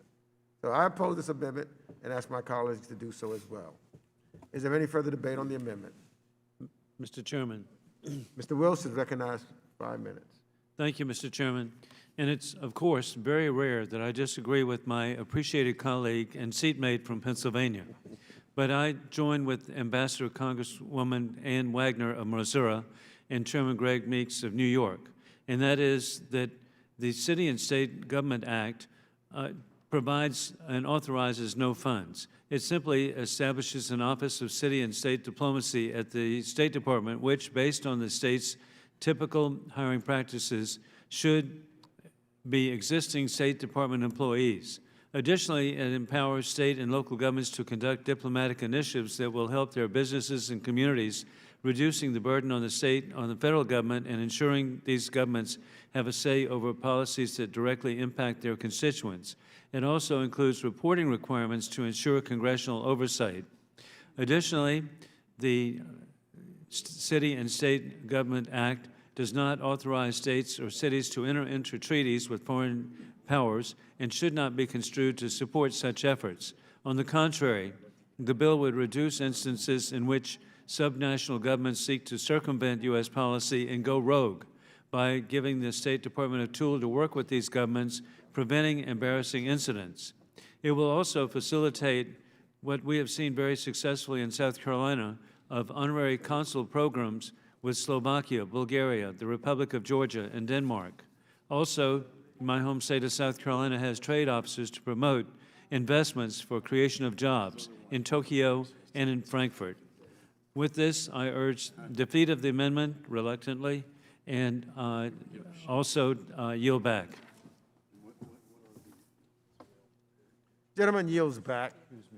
Is there any further debate on the amendment? Hearing no further request to speak, the question is on the amendment number 266. We're going to take a vote by voice. All members, please unmute your microphones. All those in favor say aye. Aye. All those opposed, no. No. No. In the opinion of the chair, the noes have it, and the amendment is not agreed to. Are we sure? And without objection, the motion to reconsider is laid upon the table. All right. For what purposes does Representative Perry of Pennsylvania seek recognition? Well, Mr. Chairman, I've got an amendment at the desk, number 267. The clerk should distribute the amendment.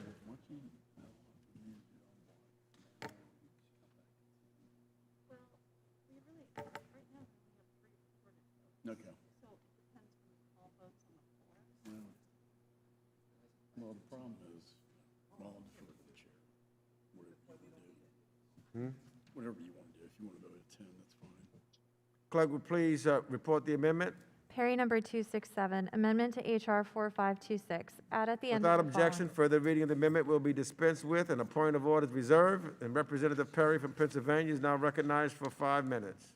Well, I thank the chairman, and while you didn't like the last amendment, since my good friend from Missouri brought it up, maybe you'll like this one regarding China. And I think that from all the testimony, it should be evident that the City and State Diplomacy Act is completely unnecessary for U.S. foreign policy. We already heard about all the different states and offices and businesses that are currently conducting all this business without this office.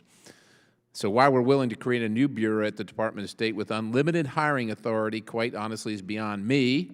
I'm a realist, and I acknowledge that until January 3rd, 2023, there will be little opportunity to stop irresponsible, wasteful legislation on the committee level. That being said, we should, in my opinion, in the interim, be able to work in a bipartisan fashion on the issues that matter to all Americans. The Office of City and State Diplomacy, if it is to be formally constituted, should be precluded from funding any efforts to promote any kind of economic relationship with the Communist People's Republic of China.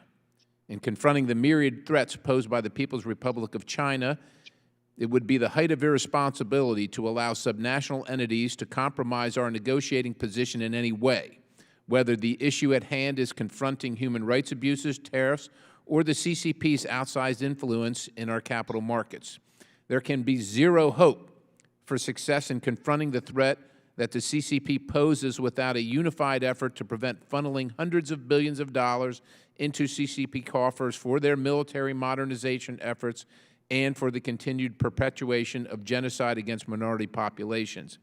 Our efforts in nearly every other sector of competition with China will be undermined until the United States turns off the funding spigots of China's increased modernization. Last week, I submitted a report from the Prague Security Studies Institute into the record.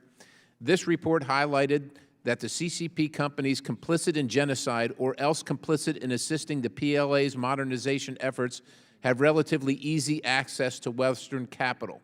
In recent years, the United States had paid increasing attention to the presence of these companies in our capital markets, but many Americans are still unintentionally subsidizing these entities. The absolute last thing our country needs to do is have state and local governments undermine the enormous progress the federal government has made on this issue. This issue must receive bipartisan support. In November of 2020, the Trump administration published Executive Order 13959, which mandated immediate divestment of securities of Chinese Communist military companies on the Pentagon CCMC list. The Biden administration broadened this on June 3rd to include Chinese military-industrial complex companies and immediately sanctioned 59 additional companies, and I applaud the administration for that action. We're making important strides to ensure our citizens aren't responsible for financing the People's Liberation Army or egregious human rights abuses in China. It is in the national security interest to prevent China from pinpointing individual opportunities to undermine our resolve. So I hope this would be viewed as a friendly amendment and that we would all want to make sure that we're not assisting China in destroying the West and democracies and becoming the global hegemon. And with that, I urge adoption of this amendment, and I yield the balance, Mr. Chairman. The gentleman yields back. And unfortunately, Mr. Perry, I oppose this amendment. I know you're shocked. It ignores the economic realities of the world we live in and the functioning of state and local economies across the United States. This amendment would hinder the ability to effectively negotiate in any of their interactions with the second largest economy in the world and our third largest trading partner. It would ensure that when the state and local governments do need to engage with Chinese companies or municipal governments, that they are on their back foot because their State Department office would be unable to advise or counsel them. By contrast, this bill will help equip local officials with a better understanding of what they're dealing with, make them vigilant about China's unfair economic practices, and prepare them to engage their Chinese counterparts on a stronger footing. Instead of helping our state and local governments outcompete China, this amendment will put them at a disadvantage. And so I cannot support it, and I urge my colleagues to oppose it as well. Is there any further, I yield back the balance of my time, and is there any further debate on this amendment? I recognize Representative Ted Lieu of California. 5 minutes. Thank you, Mr. Chairman. I'd like to respond to some of the points made by Representative Perry. I know that he mentioned a number of cities such as LA, Houston, Chicago, San Antonio that had subnational offices. And that's exactly the point why we need this bill, because medium-sized cities in Pennsylvania don't have those offices, because many medium-sized cities across America don't have those offices. That's why we need this legislation to give medium-sized cities the benefits that some large cities already have in terms of subnational diplomacy.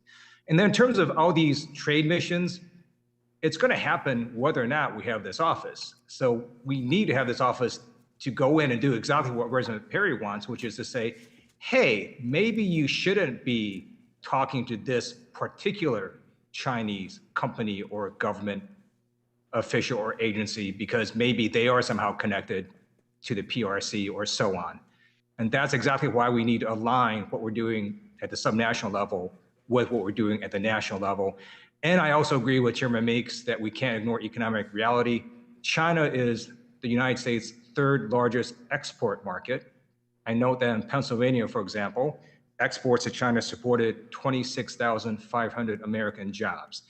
So we can't just say, hey, let's just stop doing exports to a place that buys lots of products from the United States of America. What we can do is have this office align the objectives with what our cities and states are doing and say, hey, maybe there are better ways for you to do this trade mission, or maybe there's certain companies you want to avoid or certain places you want to avoid. And that leads to a reason for why we want to support this bill, not oppose it. And with that, I yield back. Gentleman yields back. Is there any further debate on the amendment? Hearing no further requests to speak, the question is on the amendment number 267. We're going to take a vote by voice. All members, please unmute your microphones. All those in favor say aye. Aye. All those opposed, no. No. No. In the opinion of the chair, the noes have it, and the amendment is not agreed to. Mr. Chairman, I Without- request a recorded vote. A roll call vote is requested pursuant to Committee Rule 4A2. Further proceedings on the amendment shall be postponed. So we're going to vote on the postponed amendments and reporting to the House. But before we do, I think I'm going to recess the committee, after which, because I think votes are coming up very shortly, and there's going to be a long vote count. I'm not going to bring the members back after votes on the floor, and we will have votes, we don't have a lot of them, starting at 10 o'clock tomorrow morning. This committee is in recess until 10 a.m. tomorrow. That was a little better than last time.